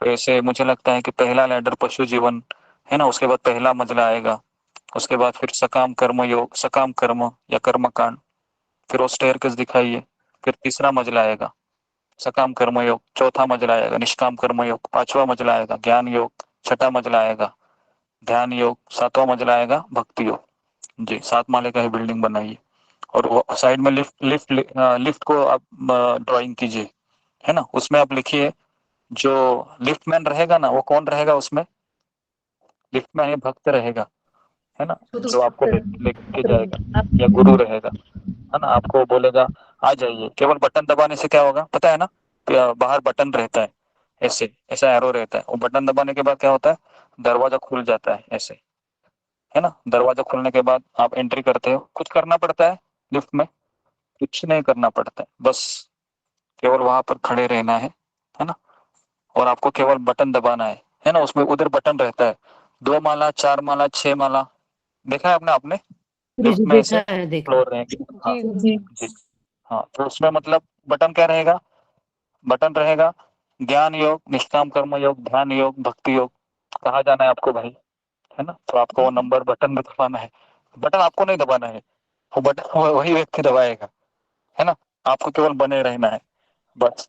फिर अचानक ऐसा पहला फ्लोर आएगा, ऐसा दरवाजा खुलेगा, पता है दरवाजा कैसे खुलता है, ऐसे खुलता है, और खुलने के बाद क्या होगा, अरे बाप रे यहाँ पर तो एकदम गर्मा गर्म जलेबी बिक रही है, जाने का है क्या, जाने का नहीं है, तुरंत ऐसा दरवाजा बंद हो जाएगा। नेक्स्ट फ्लोर, दूसरा फ्लोर, तो ऐसे तीसरा चौथा, है ना।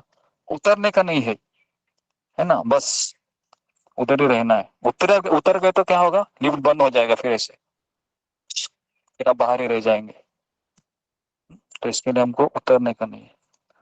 तो ये लिफ्ट का एग्जाम्पल हमेशा याद रखिए। ओके, उसके बाद फिर भगवान ने कहा 41 से लेके 55 में, ओके। अभी 56, 57 और 58 कर्म मिश्र भक्ति लिखिए, श्लोक क्रमांक 56, 57 और 58 कर्म मिश्र भक्ति, कर्म मिश्र भक्ति। ये करने से कहाँ जाएगा वो, वैकुंठ में जाएगा, लिखिए डेस्टिनेशन वैकुंठ, वैकुंठ, वैकुंठ, ओके। उसके बाद 59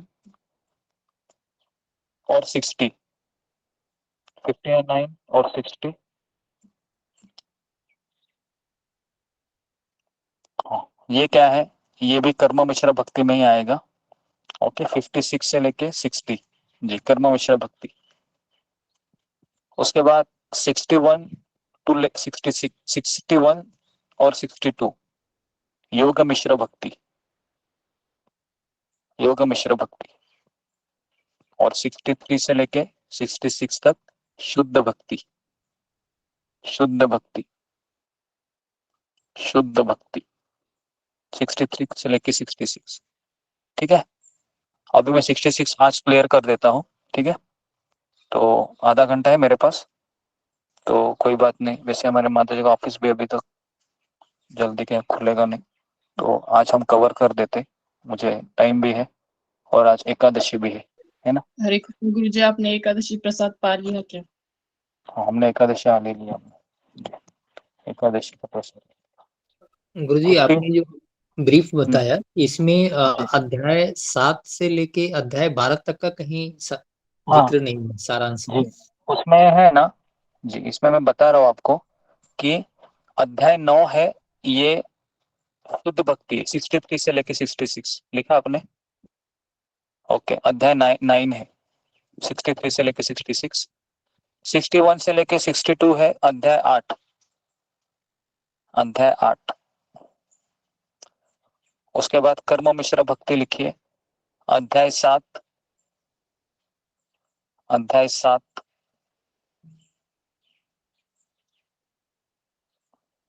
अध्याय 7।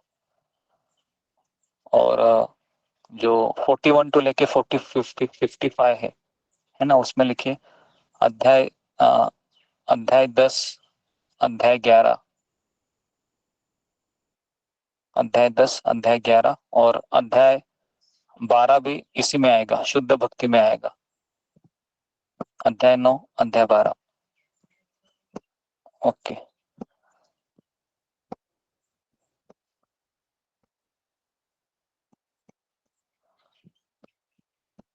ओके यानी गुरुजी 63 से 66 में 2 अध्याय आएंगे, अध्याय 9 और अध्याय 12, ऐसा हाँ आपने बताया जी। तो जी, तो इसमें हमको मेन जो हमारा मेन अध्याय क्या है, शुद्ध भक्ति में जब एंट्री करेंगे तब हम आपको बताएंगे। तो कल हमारे 50 श्लोक पूरे हुए थे, बराबर है? 50 श्लोक हुए थे या 49 हुए थे? 50 हो गए थे 50 गुरुजी। 50 हो गए गुरुजी। 50 हुए थे, ओके। तो आज हम 51 से लेके 66 16 श्लोक कवर करेंगे। ज्यादा कुछ नहीं उसमें, 2-2 लाइन में मैं बताऊंगा। तो फिर तो सब लोग भगवत गीता को ओपन कीजिए। तो मैं नाम लेता हूँ 51 से लेके 66 तक, तुरंत हम इसको कवर करते हैं, रिसाइटेशन।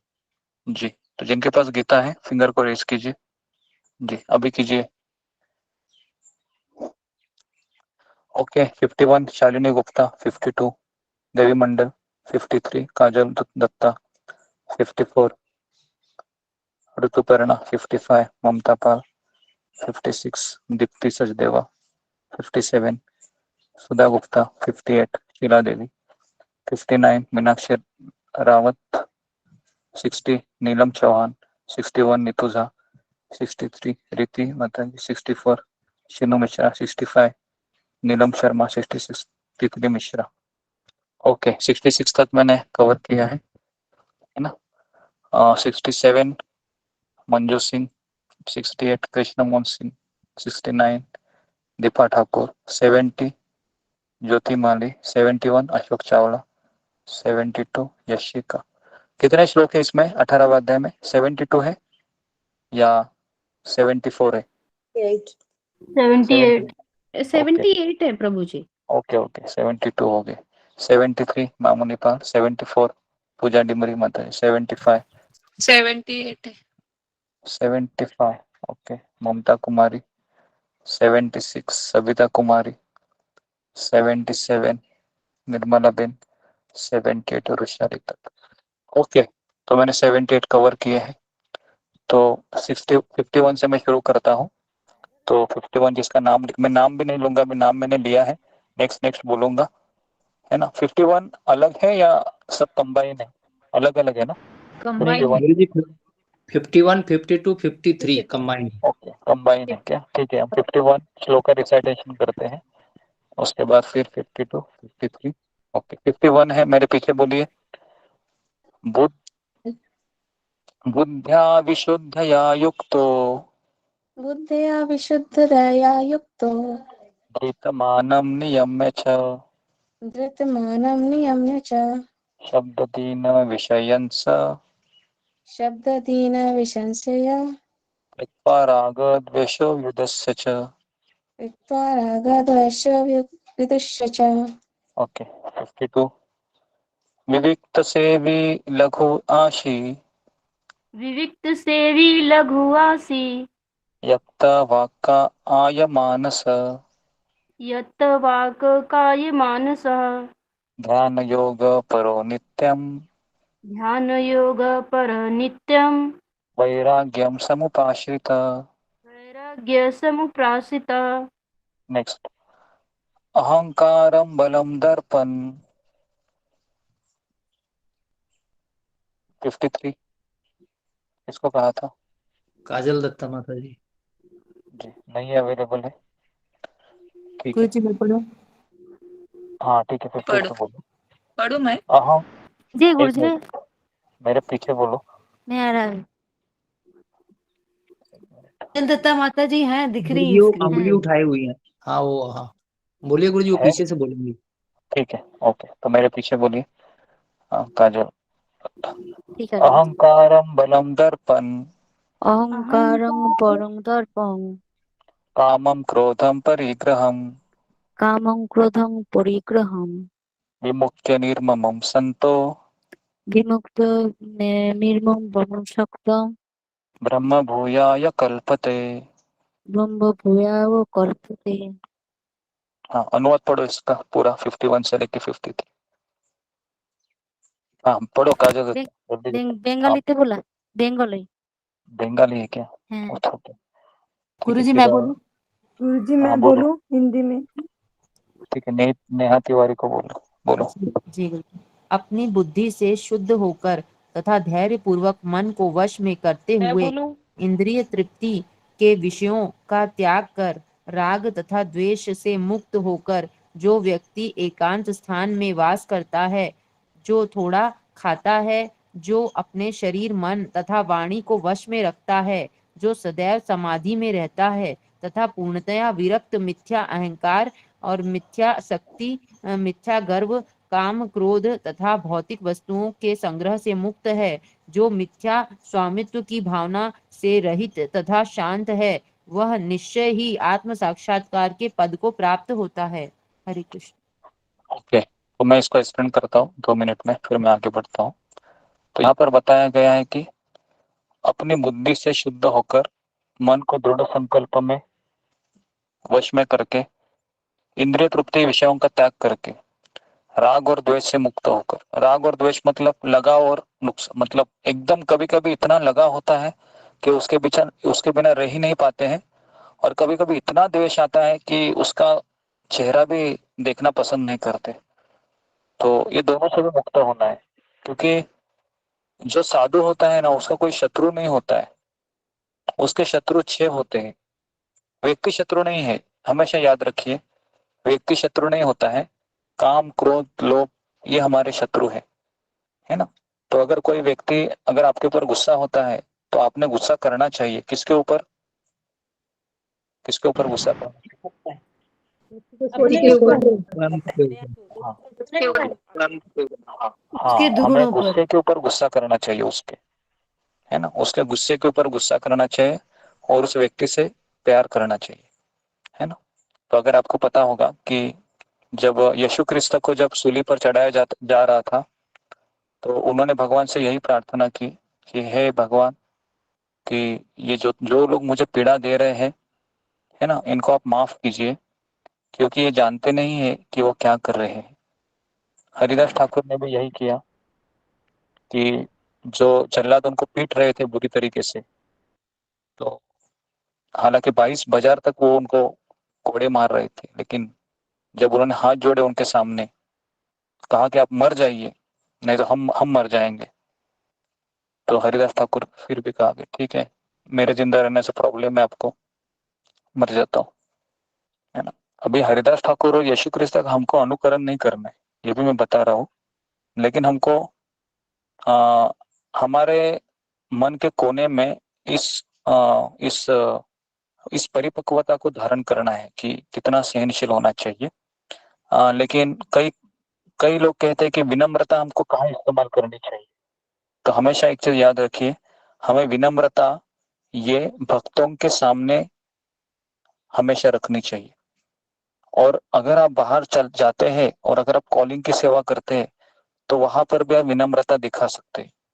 अगर आप बाहर जाते हैं और किसी को कृष्ण देने के लिए आप बाहर निकले हैं, तो वहां पर आपको विनम्रता दिखानी है। लेकिन ऐसे लोगों के सामने विनम्रता नहीं दिखानी है जो सांप के जैसे विषैले है। क्लियर है आपको विनम्रता कहाँ दिखानी है, कहाँ नहीं दिखानी है? नहीं तो आप फंस जाओगे विनम्रता का, है ना। विनम्रता के लिए, क्योंकि विनम्रता ये बहुत जरूरी है, कहाँ इस्तेमाल करना चाहिए, कहाँ नहीं करना चाहिए। ओके जी, तो इस तरीके से आगे बताए। एकांत में रहता है, जब थोड़ा सा खाता है, खाना भी कितना चाहिए, कहा गया है आयुर्वेदा में 50% ही खाना चाहिए। अगर आपको बहुत भूख लगा है, 50% पेट भरना चाहिए, 25% पानी से पेट भरना चाहिए और 25% हवा से भरना चाहिए। कभी कभी लोग गले तक खाते यहाँ तक और बोलते हैं बाप रे बाप, अब तो मुझे खड़ा भी नहीं रहना हो जा रहा है, तो फिर वो बैठे ही रहते और उनका पेट एकदम डिक्की की तरह बाहर आता है एकदम। देखा आपने ऐसे लोग एकदम ऐसे बड़ा पेट करके ऐसा चलते हैं, है ना। आपने देखा होगा। तो क्यों वो इतना कि गले तक खाया है, डाइजेस्ट नहीं हुआ है, चर्बी फैट्स बढ़ रहे हैं, है ना, कभी चलते नहीं है, बस एक जगह पर बैठ गए तो बैठ ही गए। तो आयुर्वेदा में क्या भगवान में यहाँ पर बोलते हैं कि थोड़ा खाना चाहिए। शरीर, मन और वाणी को, शक्ति को नियंत्रित करना चाहिए। शरीर की शक्ति को कैसे नियंत्रित करें कि हमें उतना ही काम करना चाहिए जितना हम कर सकते हैं। एकदम गधे की तरह काम नहीं करना चाहिए कि माला भी नहीं होगी और पूरा अभी नींद आ रही है, थक गया मैं, ऐसा भी नहीं होना चाहिए। मन से हमको क्या करना चाहिए, मन की तपस्या भी हमने 17वें अध्याय में बताया आपको, है ना। वाणी की तपस्या भी कहा, जो सदैव समाधि में रहता है। समाधि में मतलब रहना मतलब भगवान के नाम में मग्न हो जाना, कथा में मग्न हो जाना, इसको कहते हैं समाधि, है ना। अभी हम किस में मग्न हो जाते हैं? मोबाइल में मग्न हो जाते हैं, है ना। तो इसके लिए वो समाधि नहीं है। जो अनासक्त है, अनासक्त वही व्यक्ति हो सकता है जो कृष्ण से प्रेम करता है। अगर कोई व्यक्ति कृष्ण से प्रेम नहीं करता है और सोचता है मैं अनासक्त हूँ, इम्पॉसिबल है। क्योंकि संसार में जब तक आप आसक्त नहीं होंगे किससे, तब तक आप अनासक्त नहीं हो सकते। अगर मैं कृष्ण से आसक्त हो गया हूँ, है ना, अगर मैं गुरु के वाणी से आसक्त हो गया हूँ, तो फिर मुझे इस संसार के जो है ना कई विषय है उनसे मैं अपने आप अनासक्त हो जाऊंगा, है ना। और आप अपने व्यक्ति के जीवन में देखिए, जब से आप सत्र में आए होंगे आपका खर्चा भी कम हुआ होगा, आपका खर्चा भी कम होगा। जैसे के सामान हो गया जी तो खर्चे नहीं करते हम तो कुछ अपने लिए सामान लेने गुरुजी, बस घर के राशन पानी का सामान ले आते हैं बस। कम हो गया खर्चा। जी, तो हमारा जो व्यक्तिगत खर्चा है वो तो कम हुआ, है ना। तो घर वालों को कहीं ना कहीं उनके मन के कोने में उनको हमारा गीता सत्र भी अच्छा लगता होगा कि जब से गीता सत्र ज्वाइन की है मेरा जो सैलरी है वो बच रहा है, सेविंग हो रही है ना। वो भी ऐसे बोलते होंगे, लेकिन आपको बोल के नहीं दिखाएंगे वो, है ना, लेकिन मैं बता रहा हूँ आपको। ओके, तो इस तरीके से, है ना। तो यहाँ पर लिखा हुआ है वैसे कि वह हमेशा अनासक्त रहता है। मिथ्या अहंकार, मिथ्या अहंकार मतलब मैं और मेरी भावना से वो, है ना, परे चला जाता है। उसके बाद मिथ्या बल, है ना। मिथ्या बल मतलब वो कभी भी कोई भी कार्य करता है तो वो ये नहीं बोलता कि मैंने किया, कहता है कि भगवान ने किया, भगवान ने शक्ति दिया। मिथ्या अभिमान, वासना, क्रोध, भौतिक वस्तुओं को स्वीकार करने से मुक्त हो जाता है। स्वामित्व की भावना से मुक्त हो जाता है। पहले वो समझता था ये घर मेरा है, अभी बोलता है ये घर किसका है? ये घर तो लड्डू गोपाल का है, ये घर गौर निताई का है, ये घर राधा कृष्ण का है। मैं कौन हूँ? मैं तो यहाँ का सेवक हूँ। तो ये उसकी धारणा हो जाती है ना, इस तरीके से। तो ये बहुत ओके। तो नेक्स्ट अभी हम 54 में जाते हैं जी। 54 किसको कहा था? जी गुरुजी मेरी। ओके, 54 हम ब्रह्मभूत प्रसन्नात्मा ब्रह्मभूतः प्रसन्नात्मा न शोचति न कांक्षति न शोचति न काङ्क्षति सम सर्वेषु भूतेषु सर्वेषु भूतेषु मदभक्ति लभते पराम। मदभक्तिं लभते परम। अनुवाद: जो इस प्रकार अवस्था में करता है उसे जल्द ही परम ब्रह्म को प्राप्त करता है। वो कोई भी प्रकार की दुख को प्रकाश नहीं करता है अथवा कुछ प्राप्त करने की इच्छा नहीं करता है। वो समस्त जीव को भाव में देखता है और वो मेरी शुद्ध भक्ति को प्राप्त करता है। गुरुजी ये मेरे ओडिया में है, मैं हिंदी में कर। ओके, तो भगवान इसमें कहते हैं कि ब्रह्मभूत प्रसन्नात्मा मतलब जो व्यक्ति ब्रह्मभूत अवस्था को प्राप्त करता है वो हमेशा प्रसन्न रहता है, वो कभी शोक नहीं करता है और ना ही कुछ पाने की इच्छा करता है। वो प्रत्येक जीव को समान रूप से देखता है और वही व्यक्ति मेरे प्रति शुद्ध भक्ति को प्राप्त कर सकता है। वो शोक नहीं करता है और ना पाने की इच्छा रखता है। तो हमने जो उदाहरण दिया था आपको याद होगा, जो घोड़े वाला है ना, रामू का 4 घोड़े, है ना, एक चला जाता है वापस 3 को लेके आता है, उसका बेटा जख्मी हो जाता है ना। कई बार उसका शोक नहीं करता है वो, एक ही उसका उत्तर रहता है। उत्तर क्या रहता है? बुरा हुआ, अच्छा हुआ बुरा हुआ, मुझे पता है भगवान की इच्छा। भगवान की इच्छा। जी। लेकिन हम बोलते हैं कैसे? अच्छा हुआ बुरा हुआ, हम नहीं बोलते हैं। हम बोलते हैं बाप रे बाप देखो मेरे साथ कितना बुरा हुआ, बाप रे बाप कितना अच्छा हो गया, है ना। तो इस तरीके से हमारा ये रहता है ओके, एटीट्यूड होता है। Okay, next 55। अभी 55 में भगवान कहते हैं कि मुझे कौन जान सकता है? कौन है जो मुझे जान सकता है? तो भगवान ये 55 लाइन ये श्लोक में इसको कवर करते। भक्त्या माम अभिजानाति भक्त्या माम अभिजानाति यावान्यश्चास्मि तत्त्वतः यावान् यश्च अस्मि तत्त्वतः ततो माम ततो ज्ञात्वा ततो माम तत्त्वतः ज्ञाता विशते तत् अनंतरम। विशते तत् अनंतरम। केवल भक्ति से मुझ भगवान को यथा रूप में जाना जा सकता है। जब मनुष्य ऐसी भक्ति से मेरे पूर्ण भावनामृत में होता है तो वो वैकुंठ जगत में प्रवेश कर सकता है। हरे कृष्ण। जी, तो भगवान कहते हैं यहाँ पर वैकुंठ लोक में कैसे जा सकता है? तो भगवान कहते हैं कि मेरी केवल भक्ति से ही मुझे जाना जा सकता है। और प्रभुपाद भक्ति का ट्रांसलेशन क्या करते हैं?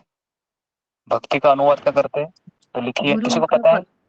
भगवान की हाँ, कोई गुरुमुख पद्म वाक्य चिंतते करिय ऐक्य आरना करिह मने आशा। तो भगवान कहते हैं कि दो चीजें कहते हैं कि मेरे भक्तों को शरण जाओ, और दूसरा कहते हैं कि शरण जाने के बाद वो जो कहते हैं उसका पालन करो। ये दो चीजें करने से भी है ना कि भक्तिमय सेवा हो जाती है। क्योंकि भक्ति मतलब गुरु की शरणागति, और भक्ति मतलब प्रेम करना और सेवा करना, ये दो चीजें भी आती है, प्रेम और सेवा, है ना। अगर प्रेम है तो वो सेवा करेगा, प्रेम नहीं है वो सेवा नहीं करेगा, है ना। प्रेम और सेवा ये एक दूसरे से कनेक्टेड है, प्रेम और सेवा, है ना। जैसे अगर पति बोलता है पत्नी को कि मैं तुमसे प्रेम करता हूं, तो उसके बाद पति पत्नी की सेवा भी करेगा, उसके लिए ज्वेलरी बनाएगा, उसको साड़ी ला के देगा, एटसेट्रा एटसेट्रा।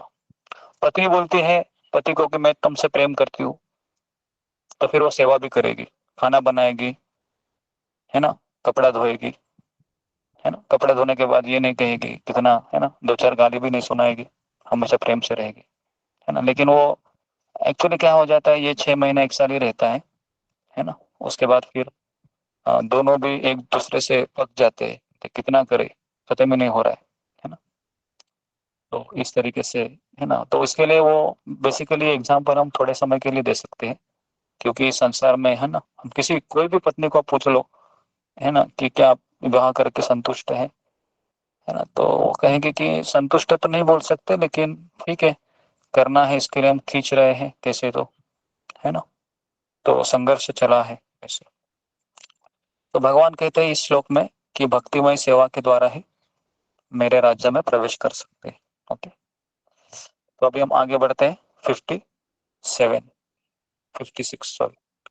सर्वकर्मण्य अपि सदा सर्वकर्मण्य अपि सदा कुर्वाणो मदिपा आश्रय कुर्वाणो मद्व्यपाश्रयः मत्प्रसादात् अवाप्नोति मत्प्रसादाप्नोति शाश्वतं पदम् अव्ययम्। शाश्वतं पदं व्ययम्। मेरे शुद्ध भक्त मेरे संरक्षण में समस्त प्रकार के कार्यों में संलग्न रहकर भी मेरी कृपा से नित्य तथा अविनाशी धाम को प्राप्त होता है। हरे कृष्ण। तो अभी भगवान यहाँ पर कहते हैं मेरा शुद्ध भक्त, क्योंकि अभी भगवान ने कहा कि देखो भक्त मेरे को जान सकता है। फिर भगवान कहते हैं कि क्यों जान सकता है? क्योंकि मेरा संरक्षण उसको प्राप्त होता है ना। जब वो मेरी भक्ति करता है तो मैं उसको संरक्षण देता हूँ, और मेरे अंडर आ जाता है फिर। तो इसके लिए यहाँ पर जितने भी भक्त आए वो भी कृष्ण के अंडर है। लेकिन प्रॉब्लम पता है क्या है? प्रॉब्लम ये है कि हमारा जो फ्री विल है ना, वो हमेशा हमारे साथ रहता है। अभी हमने कृष्ण को कहा है कृष्ण आप मेरे हैं, लेकिन माया है वो कभी भी हमको कृष्ण से दूर ले जा सकती है। और हम कृष्ण को कहेंगे कृष्ण आप मेरे हैं, लेकिन कितना घंटे के लिए? जब तक सत्संग चलता है ना उतना समय के लिए। बाद में, है ना, बाद में मैं नहीं कह पाता हूँ कि आप मेरे हो, क्योंकि मैं माया में चला जाता हूँ, मैं माया में चली जाती हूँ, है ना। फिर भी भगवान कृष्ण है एक अच्छे पिता की तरह, हम हमेशा हमको देखभाल करते हैं। इसके लिए जो व्यक्ति सत्संग में आता है, एक चीज हमेशा याद रखिए, हमारे जो पूर्व कर्म है उनसे हमको राहत मिल गई है, लेकिन समस्या ये है कि इसको हमको बनाए रखना है जीवन के अंतिम समय तक। जीवन के अंतिम समय तक अगर हम ये निभा पाते हैं, तुरंत हम भगवत धाम चले जाएंगे।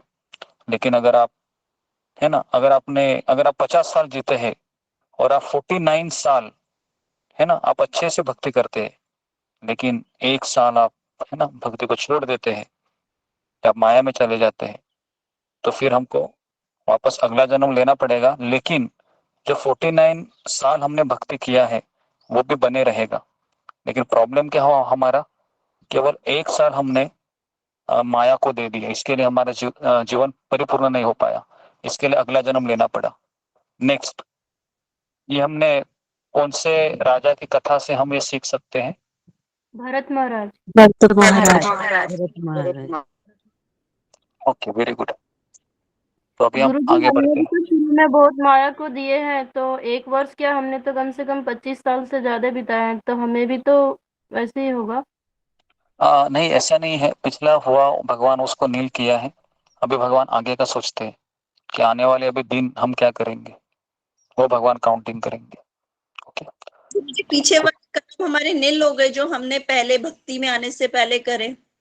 हाँ, अगर आपने गुरु का शरण लिया है तो, है ना, तो उसमें जैसा टर्म एंड कंडीशन पता है ना, छोटे से ब्रैकेट में लिखा रहता है टर्म एंड कंडीशन अप्लाई, तो इसमें भी वैसा ही है ना, वो सब भगवान नील करेंगे, लेकिन नीचे भी लिखा हुआ है टर्म एंड कंडीशन।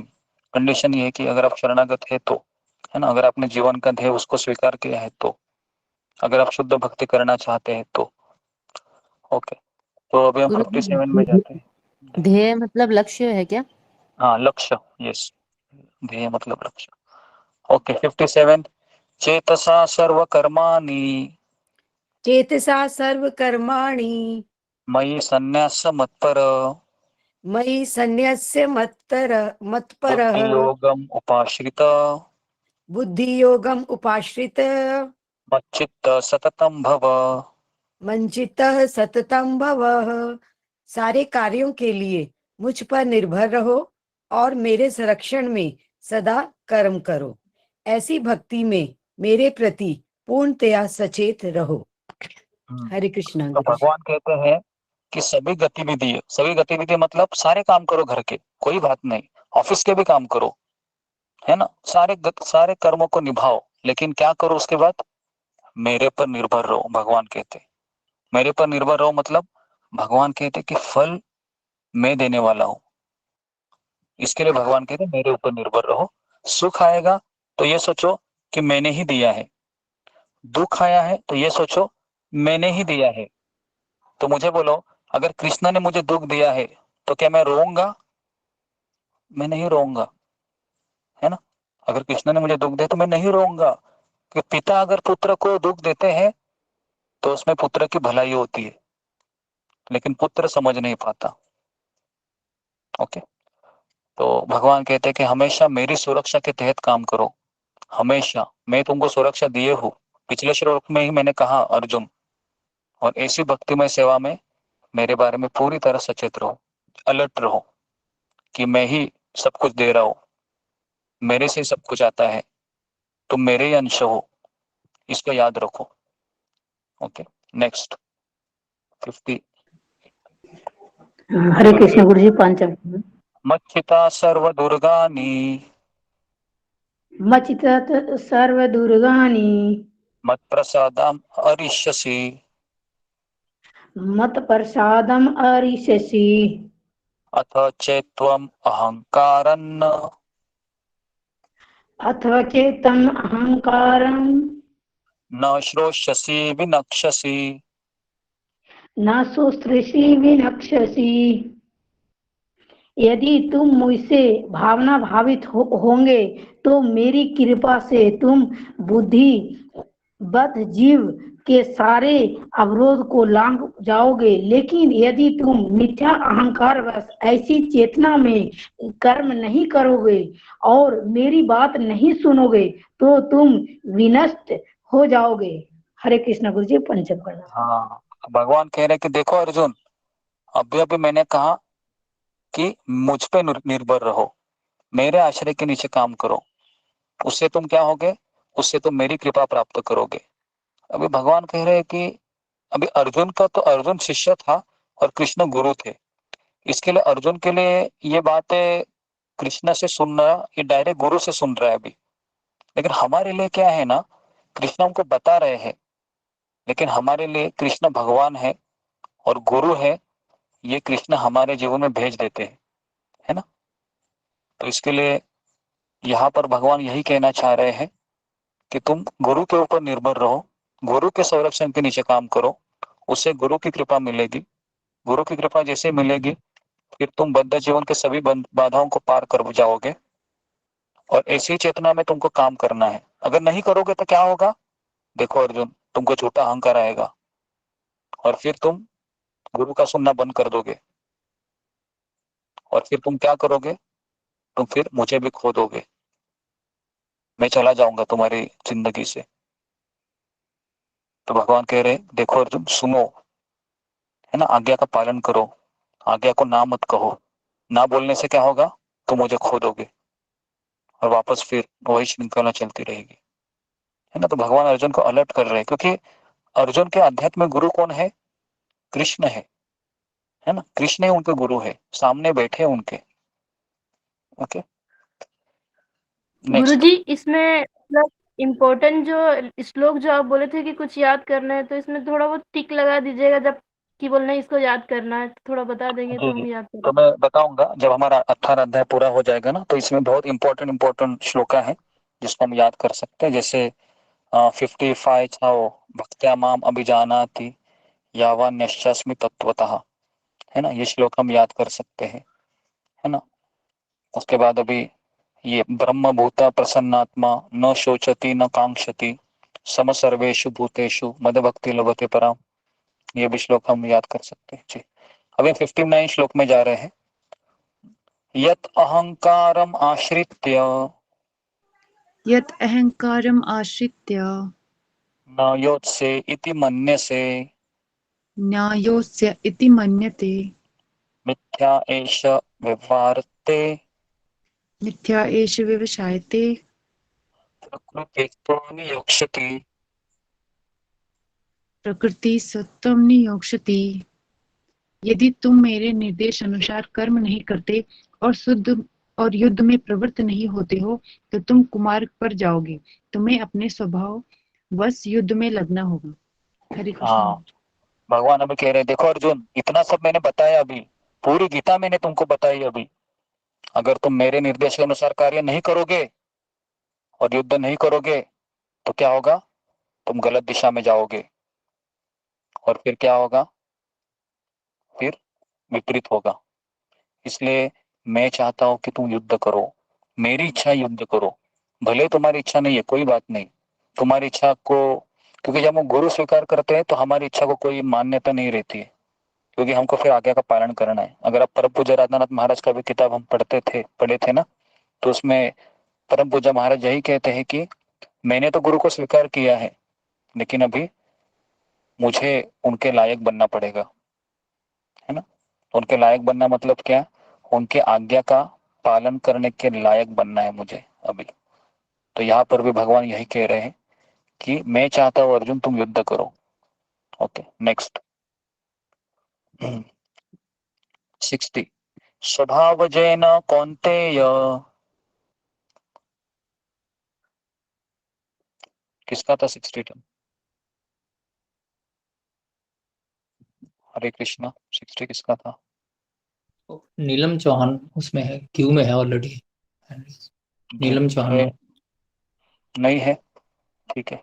फिर गुरुजी मैं पढ़ूं? मैं उसके नीचे में देख लेता हूँ कौन है करके। नीतू झा जी, जी नीतू झा, गुरु ओके। जी, क्यों में ही रहेंगे तो अच्छा रहेगा, ताकि फिर हम क्यों जी। स्वभावजेन कौन्तेय, स्वभावजेन कौतन्य। अच्छा, नीलम चौहान आ गए, ठीक है। जी। निबद्ध स्वेन कर्मणा निबद्धस्वेन कर्मणा कर्तुनेच्छसि यन्मोहा कर्तुं न गच्छसि यन्मोहा यन्मोहा करिष्यसि अवश्य अपि तत्। करिष्यति अवश्य अपि तत्। हाँ, अनुवाद पढ़ो। इस समय तुम मोहवश मेरे निर्देशानुसार कर्म करने से मना कर रहे हो, लेकिन हे कुंती पुत्र, तुम अपने ही स्वभाव से उत्पन्न कर्म द्वारा बाध्य होकर वही सब करोगे। हाँ, तो भगवान कह रहे हैं कि देखो अर्जुन, कब से तुम मुझे यही बता रहे हो मुझे युद्ध नहीं करना है, मुझे युद्ध नहीं करना है, युद्ध नहीं करना है, युद्ध नहीं करना है। लेकिन हे कुंती पुत्र, अगर तुम मुझे ना बोलोगे ना, तो भी तुम अपने स्वभाव से विवश होकर वैसा ही कर्म करोगे जो माया चाहती है। क्योंकि हमारे पास दो ही ऑप्शन है, हमारे पास दो ही ऑप्शन कौन से हैं? एक तो कृष्ण की शरण में आ जाओ, नहीं तो माया की शरण में जाओ। ठीक है, और कोई तीसरा ऑप्शन है क्या हमको? तीसरा ऑप्शन नहीं है। अगर आप बोलोगे मुझे तीसरा ऑप्शन चाहिए, तो आप बोलोगे there is no availability for third option. यहाँ पर तीसरा ऑप्शन नहीं है। अगर आप कृष्ण के पास आना चाहते हो तो अब भी आ जाइए। अगर आप ना बोलोगे तो फिर ठीक है, वो सत्वगुण, रजोगुण, तमोगुण है ना, वो आपका वेट कर रहे है ना। वो भी किसकी शक्ति है? वो भी भगवान कहते हैं मेरी शक्ति है। मेरे पास नहीं आओगे तो मेरी माया के पास जाओ, है ना। भगवान कह रहे कि तुम मेरा पीछा छोड़ ही नहीं सकते हो, इससे अच्छा है कि तुम मेरे पास आ जाओ, माया को छोड़ दो, है ना। नेक्स्ट 61। गुरुजी थोड़ा फिर से बताइए ना, वहाँ समझ में नहीं आया श्लोक। भगवान कहते हैं कि तुम मेरी शरण में आ जाओ, है ना। क्योंकि तुम अगर मुझे ना कहोगे, है ना, अगर तुम मेरी बात नहीं सुनोगे, तो भगवान कहते हैं कि फिर तुमको किसकी बात सुननी पड़ेगी? मेरी माया की सुननी पड़ेगी बात। और भगवान कहते हैं ये माया भी किसकी शक्ति है? भगवान कहते हैं वो भी मेरी ही शक्ति है।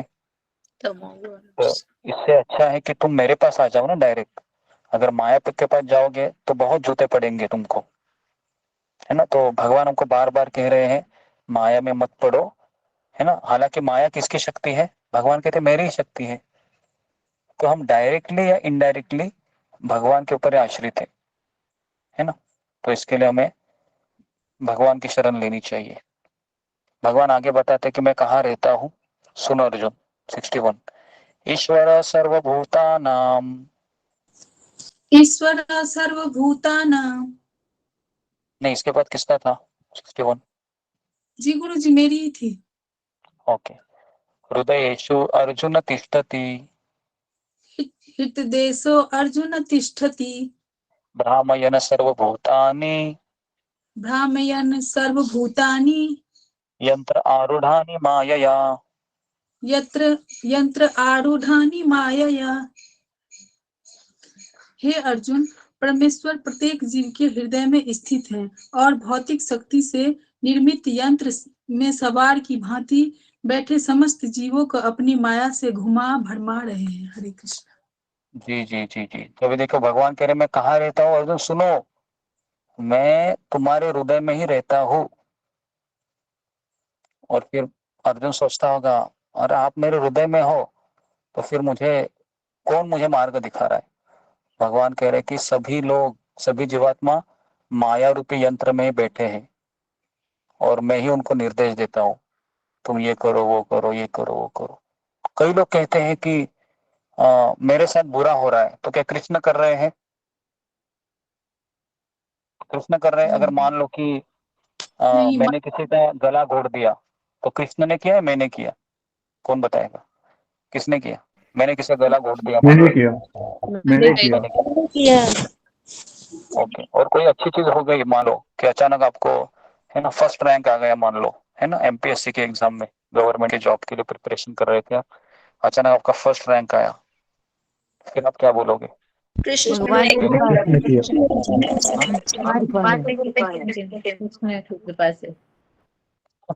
आपको समझ में आ रहा है क्या हो रहा है ये? कि अच्छा किया तो भगवान की इच्छा से हुआ, वो भी मेहनत मेरी थी, इच्छा मेरी थी, भगवान ने सैंक्शन किया, हो गया। बुरा भी हो गया, उसमें भी मैंने इच्छा किया था, भगवान ने सैंक्शन किया। तो भगवान हमारी अच्छी या बुरी इच्छा दोनों को सैंक्शन करते हैं, लेकिन फल वो हमको मिलता है ना। तो जी, उसके लिए अगर भगवान की ही शक्ति है तो फिर माया के अंतर्गत अगर कोई कार्य होता है तो वो फिर कर्म क्यों कहलाता है?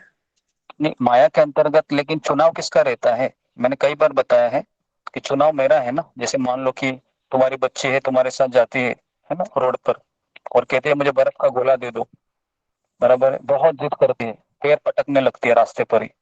अभी तुमको तो पता है कि अगर मैं दे दूंगी तो ये तो अब कल इसको बुखार आना निश्चित है ना। लेकिन वो इतना जोर पटक रही है, कहती है कि नहीं मम्मी मुझे दे दो, दे दो, दे दो, दे दो। तुम क्या करोगे, हताश हो जाएगी, पूरे लोग खड़े हो जाते, अरे कैसी माँ है, दे दो ना। फिर तुम क्या करोगे, 2 रुपया निकालोगे, 10 रुपया 20 रुपया, ले बेटा खा ले। तो अभी मुझे बताओ, अगर वो तुम्हारी बेटी बीमार हो जाती है तो क्या उसके लिए तुम जिम्मेदार हो? जी नहीं, समझ वो में खुद आया? नहीं, वो वो खुद जिम्मेदार है ना। तो हमें पटक पटक करके रहे माया को, आ जा मेरे पास, मुझे गोला दे दो बर्फ का। समझ में आ रहा है? ओके। इस तरीके से ये माया में हम सब लोग बैठे हुए रहते हैं, है ना। तो हमें माया से निकलना चाहिए। तो 4 श्लोक है, कवर कर देते हैं, और 10 श्लोक में और 10 मिनट रहेगा, फिर हमें विराम देते हो, है ना। आज एकादशी है और मैं भी फ्री हूँ, और 66 हम कंप्लीट कर देते हैं। तो अभी भगवान कहते हैं 62 में कि इसलिए हे अर्जुन मेरी शरण में आ जाओ। 62 पढ़ते हैं, तमेव शरणं गच्छ। नेक्स्ट 62 किसका था जी? 62 के बाद 63 रीति माता जी का क्यू में नंबर है गुरु जी। किसका? रीति दबार। हरे कृष्णा गुरु जी। कहाँ गई थी वो? इधर ही थी। तमेव शरणं गच्छ तमेव एवं शरणं गच्छ सर्वभावेन भारत सर्वभावेन भावत भारत तत्प्रसादात् परां शान्ति तत्प्रदान परम शांति स्थानं च अश्यसि धरम्। स्थानम प्रयासेश शतम। हे भरत, सब प्रकार से उसी की शरण में जाओ, मैं उसकी कृपा से तुम परम शांति को तथा नित्य धाम को प्राप्त करोगे। तो तू ले रहा जी। भगवान कहते हैं कि देखो अर्जुन, इसलिए मेरी शरण में आ जाओ, मेरी ही कृपा से तुम्हें क्या मिलेगी, दिव्य शांति और परम तथा शाश्वत धाम को प्राप्त करोगे। ठीक है। नेक्स्ट 63 इति ते ज्ञानम आख्यातम। नेक्स्ट किसका था? 63 चले गए क्या? ओके। नीलम शर्मा। नीलम शर्मा है वो या नहीं है? चली गई। मैं गुरुजी। नीलम शर्मा ओके है। बोलो। ध्यान दीजिए, अपना नंबर आएगा तो उसमें 1 मिनट चला जाता है मेरा। इति तेम ज्ञानम आख्यातम, बोलो। इति ते ज्ञानम आख्यातम गुह्यतरम मया गुह्यतरम मया विमृश्य एतत् अशेषेण विमृश्य एतत् अशेषेण यथा इच्छसि तथा कुरु। यथा इच्छसि तथा कुरु। इस प्रकार मैंने तुम्हें गुह्यतर ज्ञान बतला दिया, इस पर पूरी तरह से मनन करो और तब जो चाहो सो करो। हाँ, ये इम्पोर्टेंट है। कृष्ण बोलते हैं मैंने सब बता दिया तेरे को, सारा चीज बता दिया, गोपनीय ज्ञान बताया, परम गुह्य ज्ञान सब बताया। अभी तुम सोचो अपने दिमाग से, और जैसा फिर तुमको लगता है ना वैसा ही करो। तो यहाँ पर एक चीज दिखती है, भगवान किसी को भी जबरदस्ती नहीं करते, लेकिन कभी कभी भक्त जबरदस्ती कर लेता है। क्यों? क्योंकि कहा जाता है कि भगवान से भी दयालु होते हैं भगवान के भक्त। तो भक्त देखता है, बाप रे इतने जन्म ऐसे ही जिए गए, इससे अच्छा है थोड़ा सा इसको डांटू, थोड़ा सा मैं इसको बोलू, क्या कर रहे हो, उठो माला जप करो, है ना। तो भगवान भले ही कह रहे होंगे कि तुमको जो अच्छा अच्छा लगता है वो करो, लेकिन भक्त है एक स्टेप थोड़ा आगे जाता है, कहते हैं क्या कर रहे हो, कितनी बार माया में सोते रहोगे, उठो करो, है ना। तो इसके लिए भगवान के भक्त हैं वो ज्यादा कृपालु होते हैं भगवान से भी, प्रभुपाद जी से। अभी इतना सब बोलने के बाद है ना, इतना सब बोलने के बाद भगवान कहते हैं कि मैंने तुमको यह सब बताया। क्यों बताया? सुनो 64 सर्वगुह्य तमं भूय शृणु मे परमं वच इष्टोऽसि मे दृढमिति ततो वक्ष्यामि ते हितम्। ततो वक्ष्यामि ते हितम्। क्योंकि तुम मेरे अत्यंत प्रिय मित्र हो, अतः मैं तुम्हें अपना परम आदेश, जो सर्वाधिक गुहा ज्ञान है, बता रहा हूँ। इसे अपने हित के लिए सुनो। हरे कृष्ण। हाँ, भगवान कह रहे कि मैंने ये सब तुमको क्यों बताया, तुम मेरे मित्र हो। मैं तुमसे अपना परम उपदेश, सभी का सबसे गोपनीय बोल रहा हूँ, सुनो अभी। क्योंकि अर्जुन ना कंफ्यूज हो रहा था, भगवान ने इतना बताया जो चाहे सो करो। तो भगवान सोच रहे थे कि ऐसा क्यों कह रहे कृष्ण मुझसे, है ना। तो अभी भगवान कह रहे हैं कि सुनो अर्जुन, अभी मैं तुमको इससे भी टॉप सीक्रेट बता रहा हूँ। अभी भगवान शुद्ध भक्ति की चर्चा करेंगे। तो अभी के जो 3 श्लोक है बहुत इंपॉर्टेंट है। इसके लिए ये 3 श्लोक है, ये अभी आज के श्लोक का टर्निंग पॉइंट रहेगा। भगवान अभी उदार होते हैं, एक माँ का हृदय अभी कृष्ण के सामने, अर्जुन के सामने रख रहे, है ना। एक पिता अभी पिता की तरह बोल रहे थे, लेकिन अभी पिता माँ बोल रहे, माँ बन रही है, और माँ के जैसा भी बोलेगी, है ना। कृष्ण भी माँ बनने जा रहे हैं अपने पुत्र के लिए। ओके, तो क्या कहते हैं देखो अभी 65। मन मना भव मद भक्तो, मन मना भव भक्तो, मद्याजी माम नमस्कुरु, मत्याजी माम नमस्कुरु, मामे वैश्यसि सत्यम ते, माव एव एष्यासि सत्यम ते, प्रतिजाने प्रियो असि में। प्रतिजाने प्रिय असी में। सदैव मेरा चिंतन करो, मेरे भक्त बनो, मेरी पूजा करो और मुझे नमस्कार करो। इस प्रकार तुम निश्चित रूप से मेरे पास आओगे। मैं तुम्हें वचन देता हूँ, क्योंकि तुम मेरे प्रिय परम मित्र हो। हरे कृष्ण। हाँ, अभी भगवान कह रहे हैं कि माँ बनकर केवल पिता के बारे में सोचो, मेरे बारे में सोचो, मेरे भक्त बनो, मेरी पूजा करो, है ना। मुझे नमस्कार करो, 4 ही चीज करने को बोल रहे हैं। मेरे बारे में सोचो, मेरा भक्त बनो, मेरी पूजा करो, मुझे नमस्कार करो, 4 चीजें करेंगे, है ना। तो भगवान कह रहे हैं कि मेरे बारे में सोचो, मतलब भगवान कह रहे हैं कि मेरी जो भक्ति है उसके बारे में सोचो। मेरा भक्त बनो, मतलब गुरु का भक्त बनो, मेरी पूजा करो, गुरु की पूजा करो, मुझे नमस्कार करो, पहले गुरु को शीश झुकाओ। क्योंकि इससे क्या होगा, इससे मैं मेरी कृपा उनके मार्फत तुमको मिल जाएगी, और इससे क्या होगा, इससे तुम मेरे पास आओगे। मैं तुमको वचन देता हूँ। भगवान अभी इस श्लोक में पहली बार कह रहे हैं मैं तुमको वचन देता हूँ। हालांकि बहुत बार कहे हैं, लेकिन इस अध्याय में पहली बार कह रहे हैं मैं तुमको वचन देता हूँ, है ना। अभी भगवान सबसे इंपॉर्टेंट श्लोक कहेंगे, है ना। सर्वधर्मान परित्यज्यम, सर्वधर्मान् परित्यज्यं मामेकं शरणं व्रज, मामेकं शरणं व्रज, अहं त्वां सर्वपापेभ्यो अहं त्वां सर्वपापेभ्यो मोक्षयिष्यामि मा शुच। मोक्षयिष्यामि मा शुचः। समस्त प्रकार के धर्मों का परित्याग करो और मेरी शरण में आओ, मैं समस्त पापों से तुम्हारा उद्धार कर दूंगा, डरो मत। हाँ, तो भगवान अभी कह रहा है कि देखो, सब भूल जाओ, ये दो ही श्लोक याद रखो। मेरा नमस्कार करो, मेरी पूजा करो, उसके बाद मेरी शरण में आ जाओ, मेरे बारे में सोचो। फिर भगवान कहते हैं कि इतना भी नहीं हो रहा है, तो भगवान कह रहे हैं कि सारे धर्मों को त्याग दो।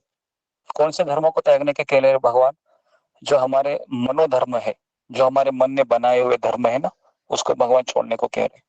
और क्या करने के लिए कह रहे हैं? केवल मेरी शरण में आ जाओ। मेरी शरण में आना मतलब मेरे प्रतिनिधि की शरण ले लो, है ना।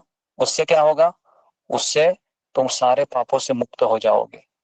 और भगवान अंत कह रहे हैं तुम्हें अगर डर लगता है करने को, लेकिन मैं बोल रहा हूं डरो मत, करो। भगवान इस श्लोक में बोल रहे हैं करो, लेकिन फिर भी हम बोलते हैं अगर मैं करूंगा ना तो परिवार वाले क्या बोलेंगे, पता है आपको कृष्ण। तो ये हमारे मन में ये सवाल आता है। लेकिन एक चीज हमको याद रखना है कि रिस्क ये हमेशा हमको लेना पड़ता है। इस संसार में कई लोग रिस्क लेते हैं, है ना, खतरा मोड़ ले लेते हैं। लेकिन कई लोग कितना बड़ा खतरा उठाते पता है क्या? जिंदगी के ध्येय को प्राप्त करने के लिए। और कृष्ण यहाँ पर कहते हैं कि मेरे लिए खतरा ले लो थोड़ा सा। इससे क्या होगा? भगवान कहते हैं कि सारी पाप की प्रतिक्रियाओं से मैं तुम्हें मुक्त कराऊंगा, डरो मत, मेरी शरण में आ जाओ। हमेशा हमारे शिल प्रभुपाद जी इसी श्लोक को कोट करते हैं, सर्वधर्मान परित्यज्य, है ना, माम एकम शरणम व्रज। एकम मतलब मुझे शरण आ जाओ, एकम, दो नहीं बोल रहे, एकम, केवल एक, है ना। तो प्रभुपाद ने हमको सिखाया कि, प्रभुपाद ने कहा कि मैं अपने गुरु को शरण में गया जब मुझे गुरु मिले, और गुरु ने मुझे 2 आज्ञा दिया, किताब का लिखो और प्रचार करो। जिंदगी भर मैंने 2 ही आज्ञा का पालन किया, माम एकम, एकम शरण, मैंने मेरे गुरु को शरण दिया। गुरु को शरण करने से क्या हो गया, कृष्ण मुझे मिले, प्रभुपाद ने वृंदावन में शरीर छोड़ा, है ना। तो यहाँ पर मैं रुकता हूँ। तो आज हमने 66 श्लोक कवर किए हैं, कल हम 78 10 श्लोक कवर करेंगे, है ना। तो कल हमारा भगवत गीता है वो, है ना, कंप्लीट होगा, ठीक है। तो आज गीता, आज एकादशी थी, इसके लिए मैं थोड़ा ज्यादा खींचा, है ना, लेकिन आज का 6 सेशन आपको अच्छी तरह समझ में आया होगा, है कि नहीं। इसका फ्लो आपको समझ में आया होगा, किस तरह से फ्लो जाता है। ओके, तो मैं यहाँ पर रुकता हूँ। ओके, समय ज्यादा हुआ है, कोई मैं प्रश्न नहीं लेता हूँ, ठीक है। हरे कृष्ण गुरु जी। हरे कृष्ण गुरु जी। हरे कृष्णा। कृष्णा हरे हरे, हरे राम जय गुरु जी। राम राम हरे हरे,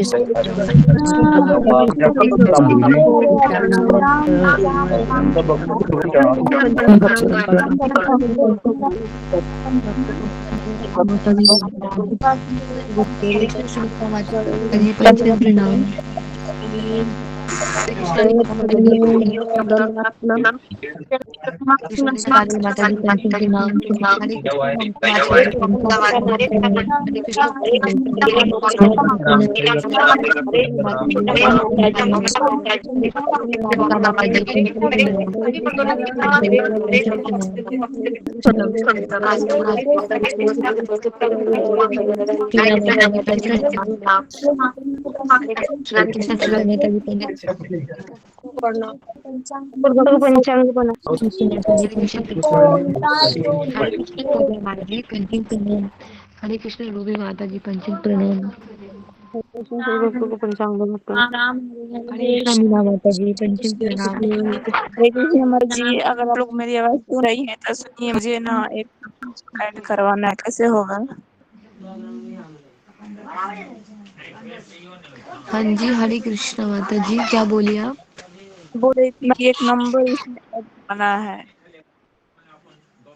आप ग्रुप में डाल दीजिए या फिर अभी डाल दीजिए, तो वो ऐड कर देंगे। नंबर डाल दीजिए, नीचे लिख दीजिए किसको ऐड करना है, तो फिर ऐड कर देंगे जो तो एडमिन है। नहीं ना हो रहा है उसमें, सिर्फ ओनली एडमिन मैसेज सेंड कर सकती है। अच्छा ठीक है, अभी आप डायल कीजिए वो नंबर मैं ग्रुप में भेज देती हूँ और बोल देती हूँ कि इस नंबर को ऐड कर दीजिए।